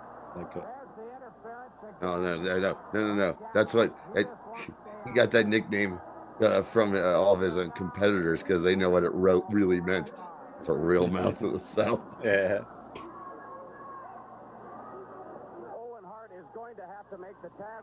So 86, Blair, this was the time where where I could watch so many different promotions without cable in the part of New Jersey I lived in.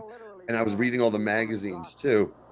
And they never really ever talked about Calgary at this point, but suddenly they were, mainly because of Owen Hart. Pretty much exclusively because of Owen Hart. He became one of those first guys that was like, I can't wait to see this fucking guy. Because I couldn't, but the way the magazines were hyping him up, and rightfully so. Yeah, it was legit, man. He was amazing right from the get-go. I saw it all unfold in real time. Like I said, I started awesome. just a bit after this, and he gets a big push as a singles. Wins both of the belts within a few months. And feuds with Mukka Singh, all kinds of crazy stuff. Ben Basarab, that's his tag partner, was actually pretty good too. Yeah, man. Like for a second, I was thinking he was Benoit. They were similar, yeah. But for whatever reason, Basarab never lasted much past like 1980. Because he wouldn't change his name. That's a terrible name. I know. Ben Basarab sounds like a character actor in the 70s that you saw like on every cop show. Or something your doctor's afraid to tell you've been infected with. Ben Basarab. Well, I remember reading a lot about it's my temple. Burn. Yeah. Whoa, mama. Down to Ben. I think you got a little too much height on that trope. Yeah. I remember reading a lot about Basarab in that Stampede book that came out. The pain and the passion. Yeah. Keith McCoy. Yeah, no, he was a Dynamite influence wrestler too, of course. Dynamite Kid. Did he didn't Basarab anybody, did he? But no. I think he had some shady stuff happen, but I can't exactly explain it. Ooh! Oh, wow! And it's first. Holy shit! Awesome.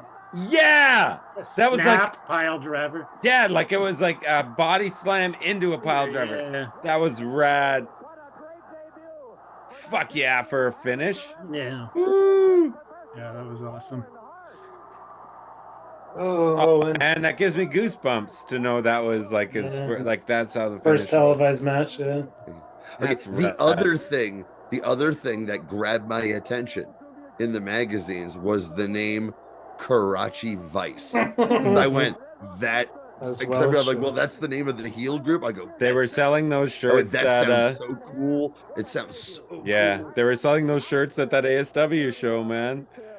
Oh, really? Still? Yeah. Like I'd buy one. Yeah. Oh, thank you, Travis. Here's the thing. Were you trying to send me a Boom shirt and you just don't have them in my size? They are Foley, by the way. Shush. I'm trying to send you a lot of stuff, buddy. Okay, well, I mean, no. I mean, you're gonna get it. You're gonna get it. Here's the thing. Here's the thing, pal. Okay, if you're selling wrestling T-shirts and you don't make a men's 4X, then you don't understand the market. I know. We're still appealing to non-wrestling fans, but You yeah, definitely you're appealing to these skinny hipsters in their stupid skinny jeans and their Yes. dumb Do we lattes. still wear skinny jeans? What are you, They do Dennis now. Leary? What are you, Dennis Leary in the I early know. Cappuccino, Frappuccino, Rappuccino, Al Pacino. I'm just gonna sit here and get rich ripping off Bill Hicks. I'm an Yeah, yeah. asshole. I'm an asshole. J.R. Foley's wearing a crotch device. Nice. I didn't know they had them this early. Is J.R. Foley? Okay, what's J.R. Foley here? Is he a cowboy He's or a is he a man. Hitler? This was Good moose. in between. He eventually becomes a Hitler type military general gimmick. That's the J.R. Foley I remember. That's the J.R. Foley Kelly remembers. Before this, God he damn was it. Not your, he was the Texas millionaire. so not your granddaddy's J.R. Foley. Yeah, before wrestling got all woke. My J.R. Foley Melville. was a Hitler. Where is Melville? Is that I don't Saskatchewan? know. Yeah, Not Melfort. Like Melfort, we have a connection to. Kelly. I was born in Melfort, Saskatchewan. Yeah, I love. Oh, Melfort. hey, another murderer. Yeah, that's as I was gonna say. That Yeah, was it. Duke Myers. murderer. Yeah, A serial double killer. murderer. Nice.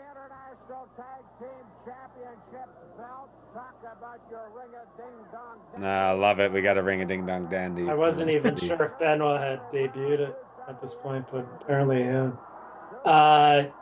Kerry Brown and Duke Myers, the Masters of Disaster, was their name as a tag team. Duke Myers is one of the great wrestling names of all time. Yeah. That's what I call my students, the masters of disaster. Old I blame school- myself. Old Nice. school wrestler. I thought you were about to say you called them the Duke of Myers, and I was like, that's interesting. Kind of cool. Ladies and gentlemen, the Duke Myers players. I was about to say the Glee Club, but yeah. Yeah, the Duke Myers players. That's a good title, buddy. It's fine, but it's definitely not. Loaded glove from Duke Myers. Oh, hey, it's Loaded Glove Night on Mystery Titans Yeah, Theater. well, I was going to say, when I first started watching Stampede, Duke Myers was feuding with Dr. D. David Schultz, who was Nice. doing a bit of a trip in Stampede, and they had a coal miner's glove match on TV. That I remember. Okay. We keep going back to it, but with the fucking Vince documentary, the Tony Atlas talking about the Schultz shit with Stossel, who, by the way, the more you watch this, you go, fuck Stossel. I'm glad he fucking hit him. Yeah. And I wish we would have got more Dr. D in interviews. Oh yeah, but We don't get here's any, something. obviously. Here's something I noticed that I don't think I ever noticed before. In the background of the shot, when he's knocking him out, is the Iron Sheik and Mr. Fuji, and they're watching like from. They're not that close, but they're there, and because what happened was like they're like, who can I talk to? Who can I talk to? And because they showed how the way Vince did it. He didn't specifically tell anybody, but they said, hey, you want to talk to someone? Talk to that guy. And they point to Schultz. And so they're setting him up. Oh, where are you, Rev? Oh. Yeah. But the Sheik and Fuji had to get close enough to be in the shot. Because they're like, oh, Sheiky Bear's like, Fuji, Hilarious. we got to check this shit out. Hilarious. He's going to knock the shit out of these guys. I forgot how hard he hit him. He did hit him. Yeah. Very hard. My permanent ear damage. That went away after the lawsuit. Of course. Yeah. I love that they bring up Vince wearing the neck brace. The neck brace. You know what? If Mike Brady had been in the courtroom, Vince would have lost that case. That's for anyone who's ever watched the Brady Bunch. That's for you. I love you.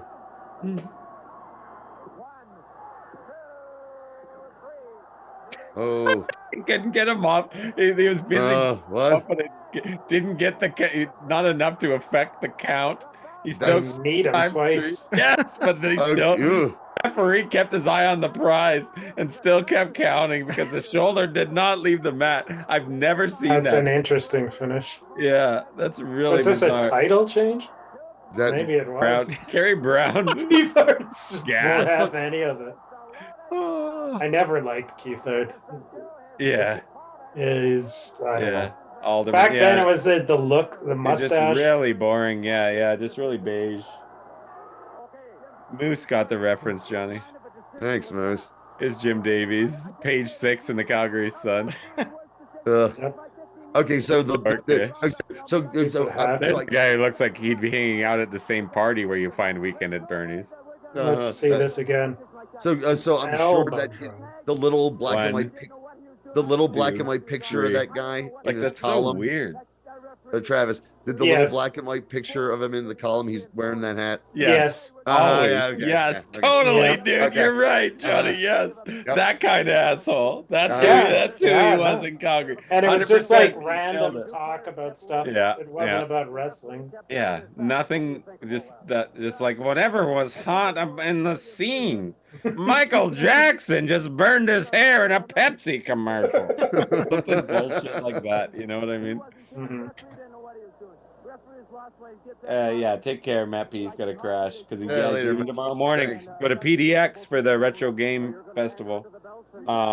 He's going to see what's his name? John Riggs, who was a fan of the BCAC show we did, or video. He's a guy who has like a big retro gaming guy, but also wrestling. He's got a lot of followers on YouTube, but he's also wrestles out of the Pacific Northwest as well. So if he talks to him, it's so telling that you led with the video game bullshit and then said that he's a wrestler on this show that's about wrestling. So. he's way more primarily he's more known for his retro gaming. So maybe turn the volume up. Barry Brown was a pretty good promo. Yeah. And he's kind of unknown, underrated. Yeah, as I said, he's done a lot of shoot videos for Stampede. I said they're only little people. They only go about 4'7". Let's give them a break. You gotta still, Travis. You have to start holding your arm on your hip like that too. They got their old man out here. Now he's holding Like a sassy Southern belle. Planning commission. And they're doing all that stuff to us. And I Brad, don't know why we yeah, Matt B's gonna ask Riggs if he'd be down. You guys gotta follow him. My boys won the bully. and you know it. Sure they did. With a loaded glove. Oh, so he's like a cross between Hitler. Dude, this is Hitler going to a honky tonk. Hitler going to a honky tonk Yeah, sounds like a great title, Joe. Embraced full Hitler, yeah. Oh, Davy Boy was in town. Okay, honky tonk Hitler though. Hitler going to a honky tonk. Honky tonk Hitler. Yes, pretty good. Wow, we got a plethora of very evil titles. Oh yeah, because the WWF was in town at the same time. God, look at the size. Yeah, Matt, that would make it easier for us to fulfill our dream of having the retro gaming show. And get John. Yeah, well, you know, when they were the champions, Ed. Retro gaming boom wrestling show. That's our goal. We told the Wrestling Federation, the World Wrestling Federation, we wanted. So you're gonna want to book a show that's like. You remember the AWA did the cereal show when they got paid by the cereal company? And that your thing is like everyone's gonna have They're all gonna be like their favorite video game character. Yeah, no. Be better than that. Hulk Hogan, July 4th at the Saddle. Yes, it's true. Yes, it's true. We really mean it. Kurt Angle. We really mean it. Kurt Angle doing the copy for Stampede Wrestling at this time. Okay. Strangler Steve DeSalvo actually sounds disturbing because that sounds like. Especially a legit Canadian serial killer. Yeah. Well, was it? No, it was the Boston Strangler. Like, Boston Strangler was DeSalvo, was he not? Was it? It was. I think so. But also Canada's kind of known for having like weird serial killers. But this was before all that. This was before picked in before what's his face and the woman. Paul Bernardo. Bernardo and Homolka. Your buddy, Carla Homolka. Oh my God. Years ago, I listened to a podcast called Strangler about that, but I still don't remember anything. Yeah, Albert DeSalvo was Albert DeSalvo, that's right. Holy shit, that's fucking dark. Hilarious. The Strangler. DeSalvo was spelled differently. It was D-E. With Albert, it's D-I. Oh yeah, we'll just spell it differently. I'll cover our ass for when I do actually kill someone. He had a cup of coffee in WCW, right? DeSalvo? I don't know for sure about that. Maybe it's quite possible. I think just as like enhancements. Yeah. Maybe, yeah. But dude, I wouldn't be surprised if you told me that he jobbed on Superstars. I don't. One or the other. I know that he was. I've seen, a proper marquee under his name at some point. Come on. Here's a test of strength. The two men trying to pick each other up. Yeah. Is this bad news? Calgary, yeah, it's bad news. Yeah. Outside of Calgary, he didn't do it. Was he a football player? He did do some. He was the Minotaur in WCW. There we go. The Minotaur. Holy shit. That's hilarious. Is he a football player, Kelly? Dude, or no? So hold on a second. I don't know. Hold on a second. Are you telling me that either Vince ripped off the Minotaur when he created Mantor, or were they ripping off Mantor? And that's insane. The Minotaur? Did he have a big bullhead? Not quite like Mantor, I don't think. I'd have to bull look it up. related? Man, Like on Cage Match, it only has him there for like a month and a half. Yeah. In 90, 91, but like some of the house show matches he did was against Art Barr when he was the juicer. When he was the juicer before they realized that he had done some statutory raping, and they had the juicer out there coming out there with all the little kids. Oh my God. What is he? What is he, like the Kool-Aid man? No. Oh yeah, that's it. He was promoting juice. No, he was supposed to be like Beetlejuice. It was a Beetlejuice ripoff, and then Hilarious. Topical. I think they got sued by them, and they had to change his name. No, he was Beetlejuice in Portland. And when they had to come up with something, and they had to come up with something different in WCW because Beetlejuice Art Barr. Yeah. You can't do that. So he was the juicer, and he was dressed like Beetlejuice, and he came out, and little kids came out with him. It's cheesy. Yeah. But you can tell that he's sort of talented. But he also did magic tricks. He also did magic tricks, so it kind of sucked. And then someone revealed to them. And then someone revealed to them that he had done some statutory raping. Wow. That's rough. This is the man that the grudge will finally be settled with. Allen going to work in that Who then also corner. went on, continued in the wrestling business, and had some pretty great matches in Mexico. Yellow card. Allen punched The the Love Machine. referee Rod Hader caught it. Who's the Love Machine? Art Barr. Art Bard, Love Machine. Beetlejuice, Juicer. And then Eddie Guerrero were a tag team. That was quite notable in Mexico. Yeah, him and Eddie Guerrero were Los Gringos Locos. And they had a legendary match on that. What was that card? I can't think of it. It was a AAA. When Worlds Collide. Show Collide. in the LA Sports Arena. Yeah, when Worlds Collide. And the match everyone remembers is them versus El Hero de Santo and Octagon. an Octagon in a haircut match, and the heels lose and they get it's an amazing match. We should do it sometime. That match is. I'd love that match. And Art Barr was the innovator of the frog splash. I should move that down. Yeah, Art Barr was the first guy to come up with what if I did this? While I'm doing the fucking frogs.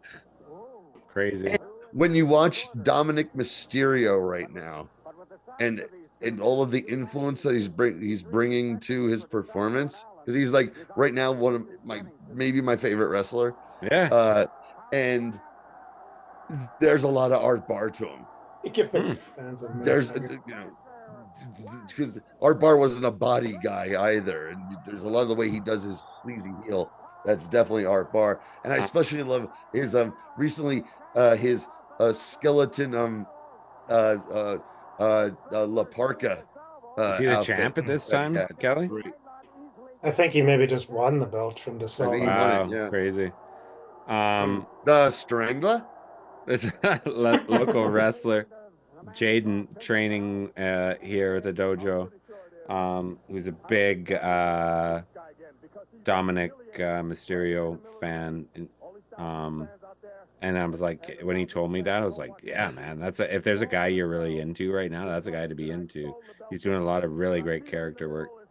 No, just to watch how when he started do this. If they got to give him credit, usually when I give him that clothesline, they never get up.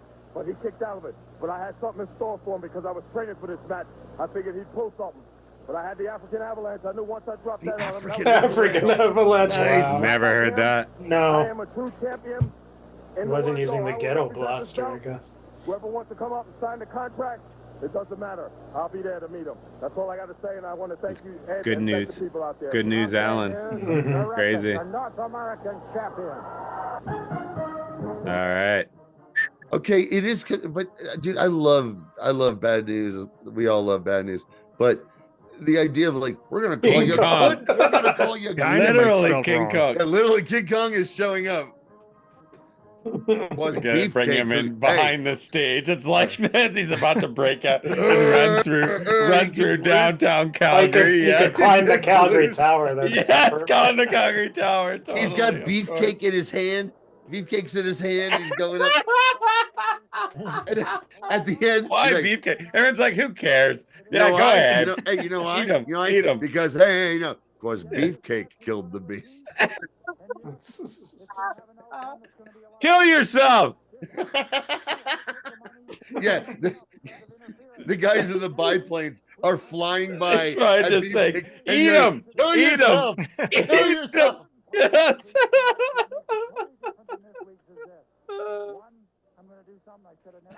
Yeah, page 6. You fucking nailed it, Johnny. You just know. Like, look at this fucking dweebazoid, Jim Davies. He's like got a hot take. He's got a hot take on like Miami Vice or bullshit. Like, fuck you. Just so vapid. The worst.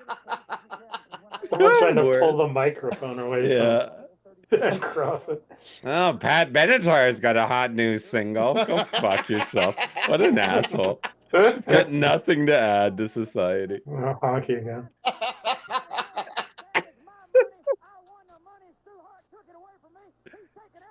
I want Lanny MacDonald. He used to call him that. Lanny. This is awesome. Honky tonks. I know him and Foley were. Honky Is that Stu? That's Stu. Yeah. Uh-huh. I got the money right here, you In the meantime and in between time, good night. That's awesome. Anytime we get a chance to go back, and that's I've never seen a Corral show. Yeah, because I remember the ones from 1987 watching them at the time, but I've never been able to find them online anywhere. Where's White Bear Reserve? Was that in Saskatchewan? Indigenous, yeah. Is that I hate saying reservation. Well, yeah, in Canada we call them reserves. Oh, that's much. Yeah, it sounds more classic. Yeah, right. It's like serviette napkin. Jesus Christ. Yeah. Oh wow, Grease was on. Grease. Yeah. Grease is the last movie they're showing at the Twilight Drive-In. You should. Oh, that's perfect. It's a perfect drive-in movie. I don't think. Yeah. I unabashedly love the movie Grease. So does Nora. It's her favorite movie, man. You guys should do a podcast. Oh yeah. Yeah. The other day, I was. Stu was still promoter at this time. Yeah, promoter, not booker. Yeah. Bruce was booking. Rickman. Almost killed it. Down. Look at this cool guy. Right down. Oh, All right, so okay, here's the semi-main event of the evening. Oh man, this is a pretty famous brawl. There you go. October 1985. Tim Hunter and Neil Shee. Actually, Cavallini had 2 of the Winnipeg players on him. And Doug, well, we got an opportunity to let Peter Marr on Peter Marr on the call. I love it. Brian Hayward in it? I believe so. Doug Barkley. They're announcing the winners. Look at these refs. This is great. The announcers are no selling this. Look at that! Oh! Let's go! Against, let's go. Is that baby. Housley and Gary Suter? Who's 19? Gary Suter. Yeah, No, 19 is Tim Hunter. Tim Oh, Hunter, it's right. a bench clear. Yeah, Fatia wouldn't have been on the team. Patterson, Poplinski, First one off the bench, and I think the linesmen they were too busy. Riseborough. Thomas Steen, I think, Doug Smale. Perhaps he was able to detect it. And so there's sticks and gloves littered all over the ice. The big prey is off into the corner. Reggie Lemon. I love you. Wish I Don knew how to quit Edwards you. skated into the brawl. Yeah. I think he was Backup fighting. goalie for Yeah, the he was ready to go. This was before Vernon was called up.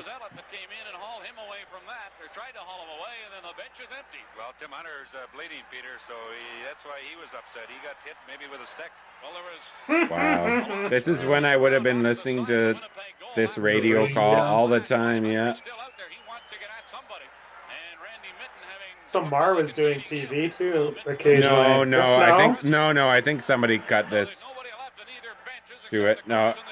Holy shit. Like he wants to fight with the trainers. Hunter's jacked up. Tim Hunter is a lunatic. Also another Vancouver connection. Fuck.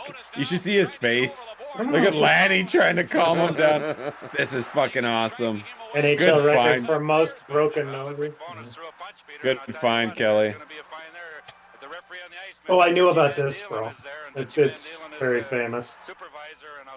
Dale Howardchuk.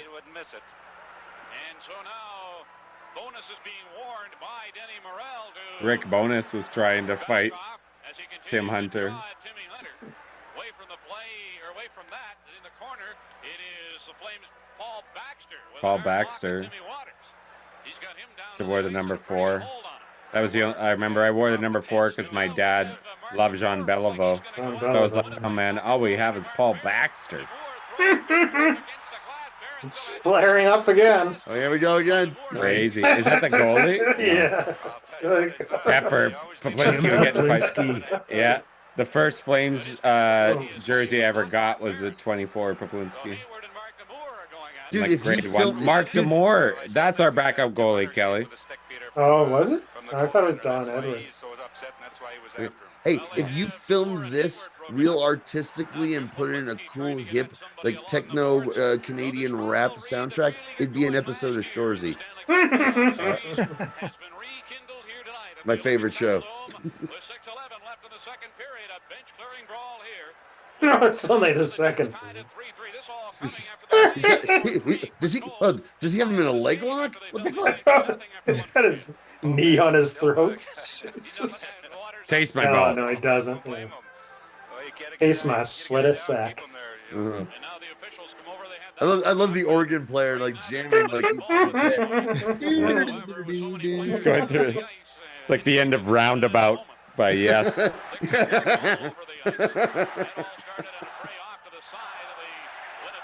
Love it. Listen to that crowd.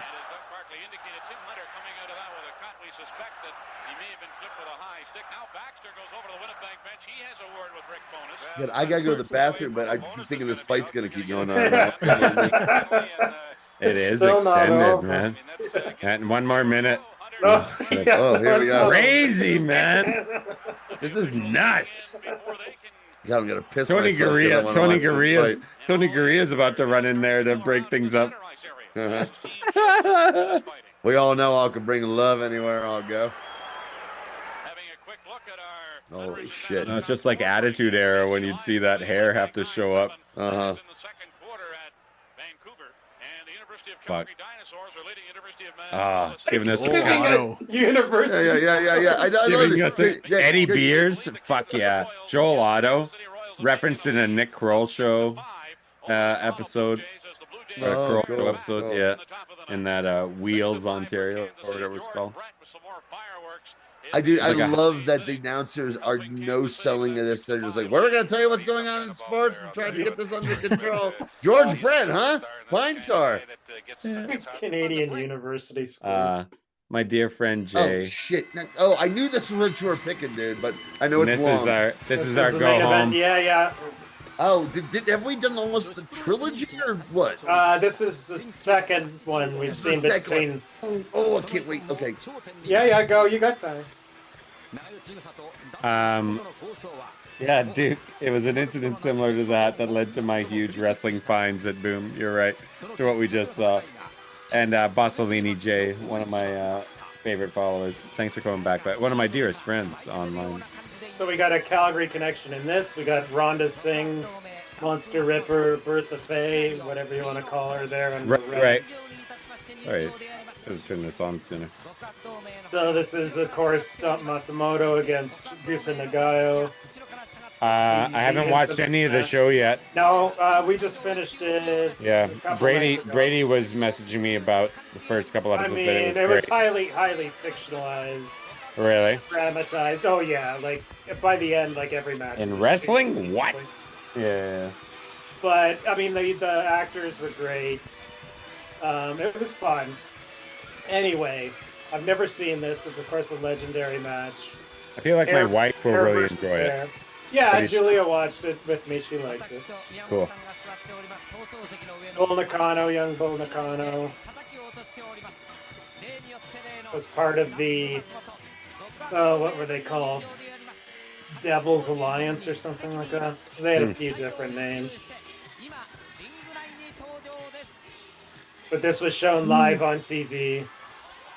This was basically the peak of this era. Yeah. Where the Crush Gals were like Hulk Hogan level popular. They are even more popular than Hogan at his peak, really. Because they were pop stars. They were phenomenon.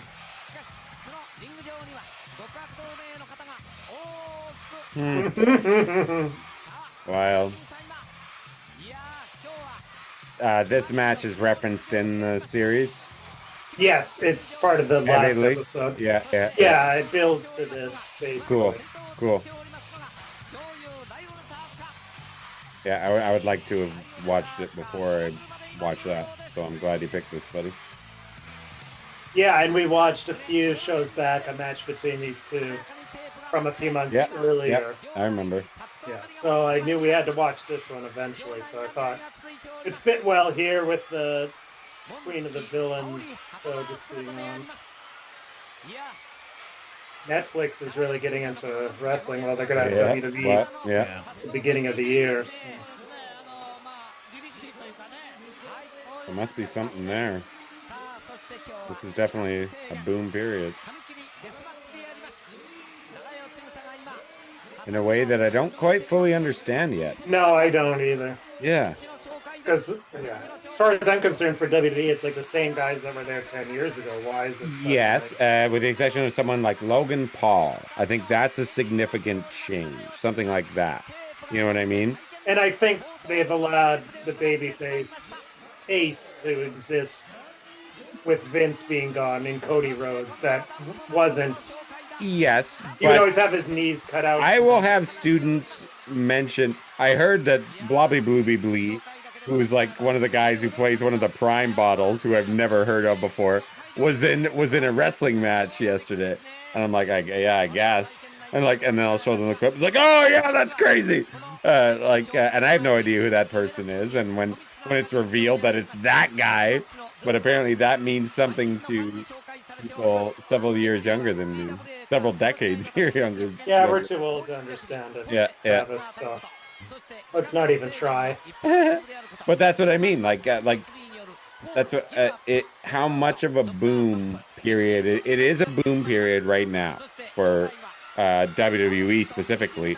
The way that they can sell tickets for Survivor Series in Vancouver for crazy, stupid amount. And they've sold sell out no problem. Sold out, no problem. Really. Yeah. My buddy Ken got tickets.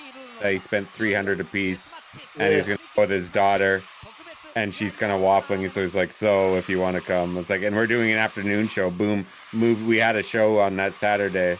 We moved it to the afternoon, and we're gonna move the marquee show to Friday. No, it should. The 17,000 wrestling fans are going to be in Vancouver that weekend, right? There won't be a SmackDown show because it's the American holiday, but so that's why we can do the our usual, what would be usually be our Saturday show. We're going to do it on the Friday night.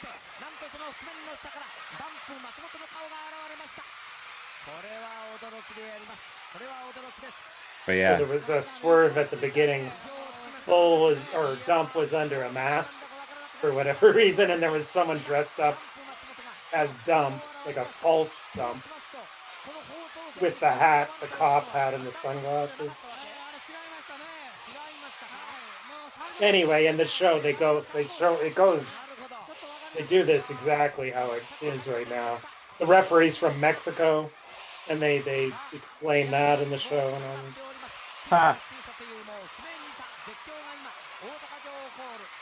Oh, I'd love to come back to chains. My favorite thing in wrestling. I don't want to give away too much, but you know how I don't like cars getting destroyed in wrestling? It's one of my big pet peeves. Oh, I just hate it. I hate watching cars get destroyed in a wrestling thing, like it's meant to show something. Oh, no, it's kind of stupid, but for some reason I like to think it's some sort of like reaction to you being in a car crash when you were a baby. You might be right. You might be right. It goes back to something. Same reason I don't like cilantro. One of those weird things that you can't quite figure out. Actually, I love cilantro. But yeah. Sorry, I lost my train of thought. The cars, you don't like those? Oh yeah, but we are going to destroy something likely on the Halloween show with Legion's kind of permission / encouragement of something that had been there for a long time that kind of needs to be destroyed. I was like, hold on. Lemons and lemonade. The paintings of the Royals. Yeah. We are required due to some recent findings in Epstein documents. Hilarious. No, it's going to be bigger than that. You have some heel. Dude, the Brother Boys could do this. Get them over like the Dudleys. Grab one of those and actually set it on fire in the middle of the ring. We'd get over like the Dudleys. Especially a slow riot of all the old men downstairs drinking. Word would get out. Yes, all the old punters. It would take them a while to get up the stairs too. I know, it'd take a while.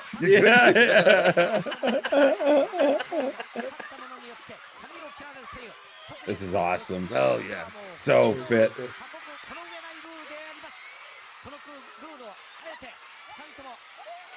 I tell you, the more I watch, the more I realize that this era of I'm sorry, it's All Japan women. Yeah. Okay. But not affiliated with All Japan. But not actually affiliated with All Japan. No. Okay. I prefer to the men's Japanese wrestling. I mean, yeah. All Japan in the 80s was really good. No, I know. I'm talking about. No, I know it's good. I've seen it and I like it, but there's more of like kind of what I like. This feels southern to me. Yeah. It was more violent. It's more violent. Intense. There's more. It feels like there's more characters, at least on the side. And you have, because of the amazing young ladies who are the audience for it, you're not getting. Like, look, it's always bullshit about the Japanese crowds just sit there, but this is a loud crowd. Yeah. They're into everything, and that's a Southern crowd. What year was this one? 85. 85. August 85. Awesome. But it looks, I mean, it Baby feels so fresh and modern, like it's almost 40 years old, but like I'm this curious. would be fine in a modern. Ooh, Oh, snap nice. it on! Snap it on, Yeah. kid! That was so smooth. Yeah. No, not It strong enough. always just blows my mind when you see something like this, or even in the early 90s with the women at like this is going on the other side of the world, and like I'm sitting here having to watch fucking I Repo know. Man, and it's like why have you seen this? I know. No, they were years ahead. And it influenced like moves that are considered, you know, cutting edge today. Mm-hmm. Well, and then she puts on the sharpshooter. Yeah, it was Chigusa's signature hold was the, well, what we would call the sharpshooter. I don't know what it was called. Ricky before. Ricky Choshi is innovated. And look at it. Everyone cleaning up the mat. That's rad. going back to the style of the women at the time, they were consciously trying to do something different than what the men in Japan were doing. Yeah, So that was like why we got a lot of this innovative stuff. because you know, Ooh, what a kippa. right? Because when you get all cutesy with the rolling around in the moves, shit, you have to be really good. You have to be a Travis Williams level good, or else it looks fucking phony. But you mix up her doing that with, was it Dump? Is that Dump? Dump is Dump and who Chigusa. is so athletic as well, and everything looks like a real struggle. Mm-hmm. And then you mix it in with, I'm gonna stab you in the head with this fucking golden spike. Yeah. Well, the story was that it was real wrestling, which was Chigusa Nagayo against dirty, violent wrestling. Dirty, violent punk rock wrestling. Yeah, and influenced by Abdullah the Butcher, of course. Yeah. Dump big time. She also used a fork in her Oh, yeah? matches. Yeah. How many episodes is that? I was about to series? say. 5. Yeah. Did you watch And it, they're Kelly? quite long. Yeah, I watched it all. They're about an Okay. hour each. Okay, Kelly, I need to know your take, because every take I've read, it's just been at like PWO or even DVR, and it gets way too into, oh, this is all bullshit, it's a TV show. Yeah, It's not I what mean, really happened. I mean, but as a TV show, how it's is it? it's very entertaining. Like I was saying, you were out for a moment. I was saying, I figured you guys- did. Yeah. The acting is great. The woman who plays Dump is great, and the woman who plays Is that Chigusa olive Nagayo is oil? great. Somebody, It's well, in the show they say it's a garbage can. they got that at Costco. Yeah. Bulk thing of olive oil. Uh-oh. She's already trying to, like this. There we Crazy. go. Yeah, real wrestling versus awesome. TV Yes. wrestling. And Yeah, I don't yeah. think like a hair versus hair match, especially for a woman, had never been done before too. At this point, Especially if they're trying to cut each other's hair during the during match. Look at the young lionesses on the outside too. Yes. Yeah. That's crazy. Because Bull was. There's Nakano, Bull. I see her. He Yeah. was only. Oh yes, stab that cocksucker. Bull was only 16 or 17. Your spine don't work no more. Yeah, for some reason the referee was from Mexico. They didn't really yeah. explain it in the show. Well, it's gonna be But they acted like they were afraid he wasn't flight gonna home. be good enough. Okay, I know. Blair, when you hear me yell shit like what I just yelled when I'm super into wrestling, you have to understand.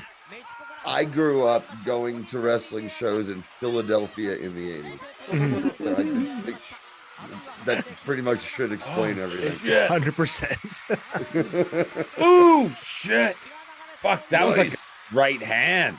Oh. And she got some already. blood, nice. Yeah. Shit. Fuck, this is nasty. Ooh, Jesus. Ooh. Fuck, I'm excited to watch this. I I'm excited to watch the thing with my wife. Yeah, well, like I said, it's highly dramatized. Yeah, I know.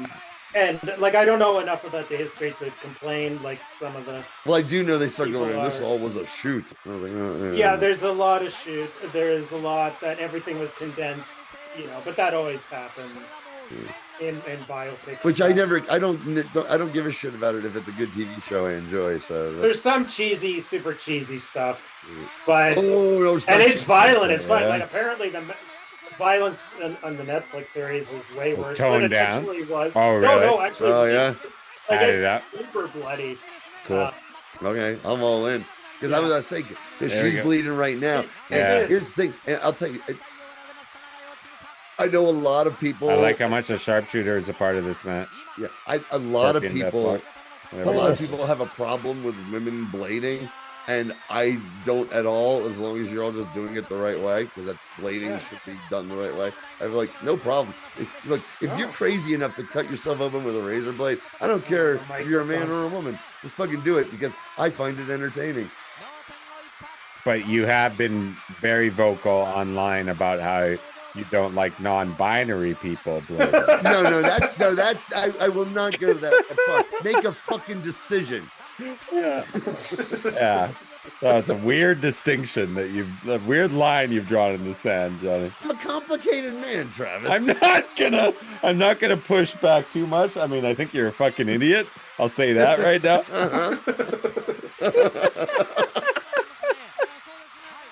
Listen, if you can make the decision to cut yourself open with a razor blade, you can make a decision about what fucking bathroom And you see- go. This is the stuff you get late in Sorry. the episode, See- baby. Oh shit! Chigusa's tag partner Linus Asuka is trying to throw in the towel, but she's trying to Crazy. throwing the towel back. Oh, that's Yeah. awesome! I love it. That's awesome! Holy shit, that's so fucking cool. I've never seen that. Babyface fire. Yeah, I've never seen that. No, she was an all-time great babyface. Ooh, shit.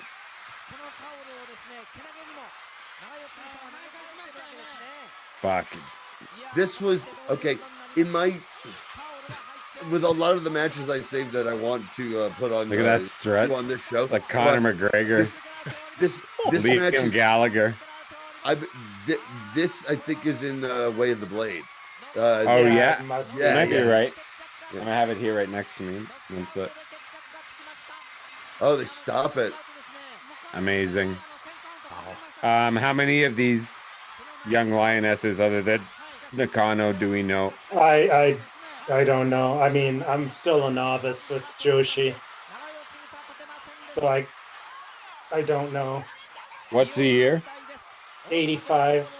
But Manami Toyota wasn't involved yet. I know that. I love that they all look like a field hockey team. Yeah. But of all the Luis in the ring, Guzman does. Oh, that's a cue. I did see Rhonda Singh wrestle live in Calgary at the only time I saw wrestling at the Victoria Pavilion. No, it's not in the Way of the Blade. One of their matches is. I thought. Have you read that book, Claire? No, Claire, I it's haven't. new? Yeah, it's something. Phil Schneider. By associate and It's 100 of the friend greatest Phil bloody Schneider. matches in wrestling history. I'm gonna jot that one down. I think that's Devil Masami. One of them. Oh, Crazy. here we go. This is fantastic. Amazing.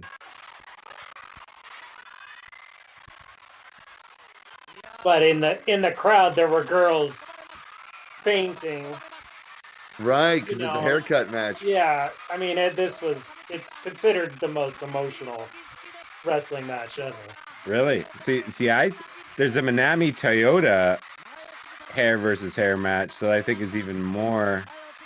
Yeah, I haven't seen that one. It's very Oh, well look at regarded this. This too. is But this crazy. was the Oh. original. Yeah. No, Crazy. don't do it. Yeah. Don't do it. The Maybe It'll it's in never grow reference. back. Okay, this is Crazy. Okay, I love. Yes. Okay, Yeah, there it is, as you're saying. look at this. Everybody knows Awesome. since Jimmy Valiant. This guy, I gotta do my fucking job. Holy shit! I gotta smack broads around. That's Yeah, well, yeah. crazy. Okay, Jimmy Valiant and Paul Jones, my favorite feud of all time, based around nothing but haircuts. Haircuts in wrestling is stupid because it's just going to grow back, but it's my favorite fucking thing. I know. And watching them have a riot over this, like, it's going to fucking grow back. There's Max a riot Headroom. about to happen. This is fantastic. It is 1985. Yeah, catch the wave. Yeah, whoever was booking this was whoever was booking this promotion. Big fan of Jimmy Valiant and Paul Jones around the same time. Yeah. Love this hair. Fucking nuts, man. I want to know the story of all these women. Well, I mean, think about it. It's Killer like main event. Killer the main event. equivalent of the Beatles in a wrestling match having their head shaved after losing. To who? I don't know who would have beat them. I say who would have been The Rolling Stones and Mick Jagger. No, Mick it would have Jagger. had to be That's like too the easy. opposite of the Beatles. You gotta be a heel. You gotta have a heel. Was Elvis deep enough in his movies Lou Reed. to be a No, yeah, you need mop top Beatles era. So, Frankie Valli in the Four Seasons. yes. Someone from the earlier era. Yeah. But yeah, They're mobbed up. They were mobbed up. Did you see that footage of Frankie Valli recently? It just looks like he's she's got. It looks like he's an animatronic at Disneyland. Hey, I know why they brought in this Mexican referee. Shit. Because if they used a local referee, the locals would kill him every time. Yeah. That's probably it. Is that more tears? Yeah. Because Dump was getting like her house was trashed, her car was trashed. Or they were like the heat was out of control. Or they were like, we need the best referee at haircuts. That means we need someone from Mexico. Yeah, from Mexico. That means we need someone from Mexico. Yes. Where it's an art. Oh, look at this. This is brutal. It's crazy. Oh, shit. This is massive. Wow. I love it. There's just mass. Just chaos. Yes. And just, I mean, the crazy overacting of the people in the ring going nuts, but the real girls losing their mind over this. Yeah, because of the overacting in the ring. Yeah, the way the ref was like dropping the hair though after he. Yeah, he's the best in the business. The Duke, getting himself over. Says the Beatles versus Rat Pack in War Games. Yeah, there we are. I'm gonna fuck you up. So, who are the two flunkies like the managers were in War Games? Brian Epstein, or no, you need a fifth Beatle, you know, Murray the K. Take your pick. Murray the K. Was Clapton. No. What's his name? Billy Preston. Billy Preston. Yeah.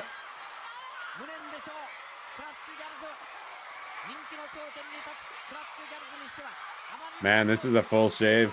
Yeah. And a slow one. This is one of those times where this is post 80s. This is post 80s porn shave. That's what they'll call this. No, I've seen enough wrestling haircuts to know when the hand shaver isn't enough for sweaty hair. Yeah. It's not perfect for sure. It's better than Adrian Adonis getting the worst. That was the most disappointing thing. Yeah. Dude, I never was I was so into that match. I loved it, even as goofy as it was, and when crazy. They couldn't shave That's his head. Wonderful. Wow, man. Ugh. Amazing. Yep. Why are you still? Come on, no, this is what we're supposed to do. Like, come on. Haven't you made your Hurts too point much right now? Jesus Christ. Haven't you made your point? She's ashamed. That's insane. No, your beautiful hair. No. This is the only way you got anywhere. Yeah, look at Dump. I love it. Yeah, she's doing the Liam Gallagher walk. Oasis is back, baby. They announced the Toronto show. Okay, I've never Vancouver. I've never seen white people more excited for something. Yes, you're right. Since Trump 2016. Yeah, that I don't care about. Yeah. I went to the Who in Vancouver 5 years ago, and Liam Gallagher was the opening act. And he sang all the Oasis songs. Oh, really? I didn't have Cool. to pay $5 million for those tickets. Still be pretty cool. It'd be pretty cool. That was a cool show. Eddie Vedder made a surprise appearance later on. That's fun. Mm-hmm. For Bob O'Reilly. No, I was doing big cleanup today, and we listened to all of What's the Story Morning You Glory. notice this referee is sticking right next to Dump because you gotta get me the fuck out of here. Yeah. I'm gonna be murdered by 15-year-old girls. She's the one with the kendo stick. Okay. Yeah, exactly. That's hilarious. Crazy. Good eye. They're flying that that referee is immediately being put into a cab and flown to the airport. Does she come back next week with a wig? Do you know, Kelly? Yeah. Oh yeah, No, She's gonna do the Buddy Roberts. She's gonna have a wig with the boxing. Or Buddy Rose too. With the wrestling, with the amateur wrestling, like Kurt Angle. That was crazy. That was special, That man. was awesome, man. Yeah. Mm-hmm. Yeah, well, they have rematches, so we'll get to those eventually. More Joshi. I mean, you can't go wrong. There's so many great matches.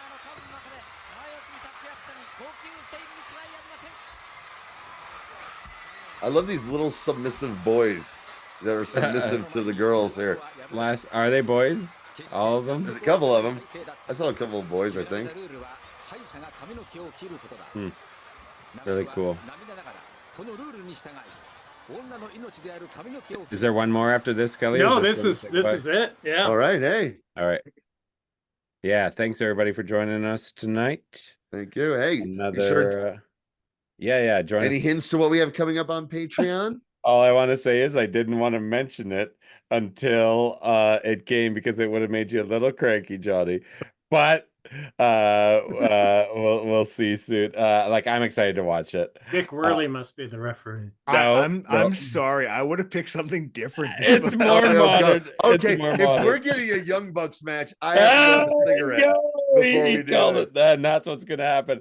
All right. Thanks for joining us, everybody. We'll see you. Oh, guys hey, soon. everyone! They $5. That's $5 a month.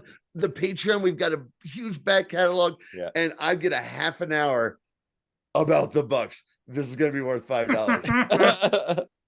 All right, thanks everybody. We'll see you next time.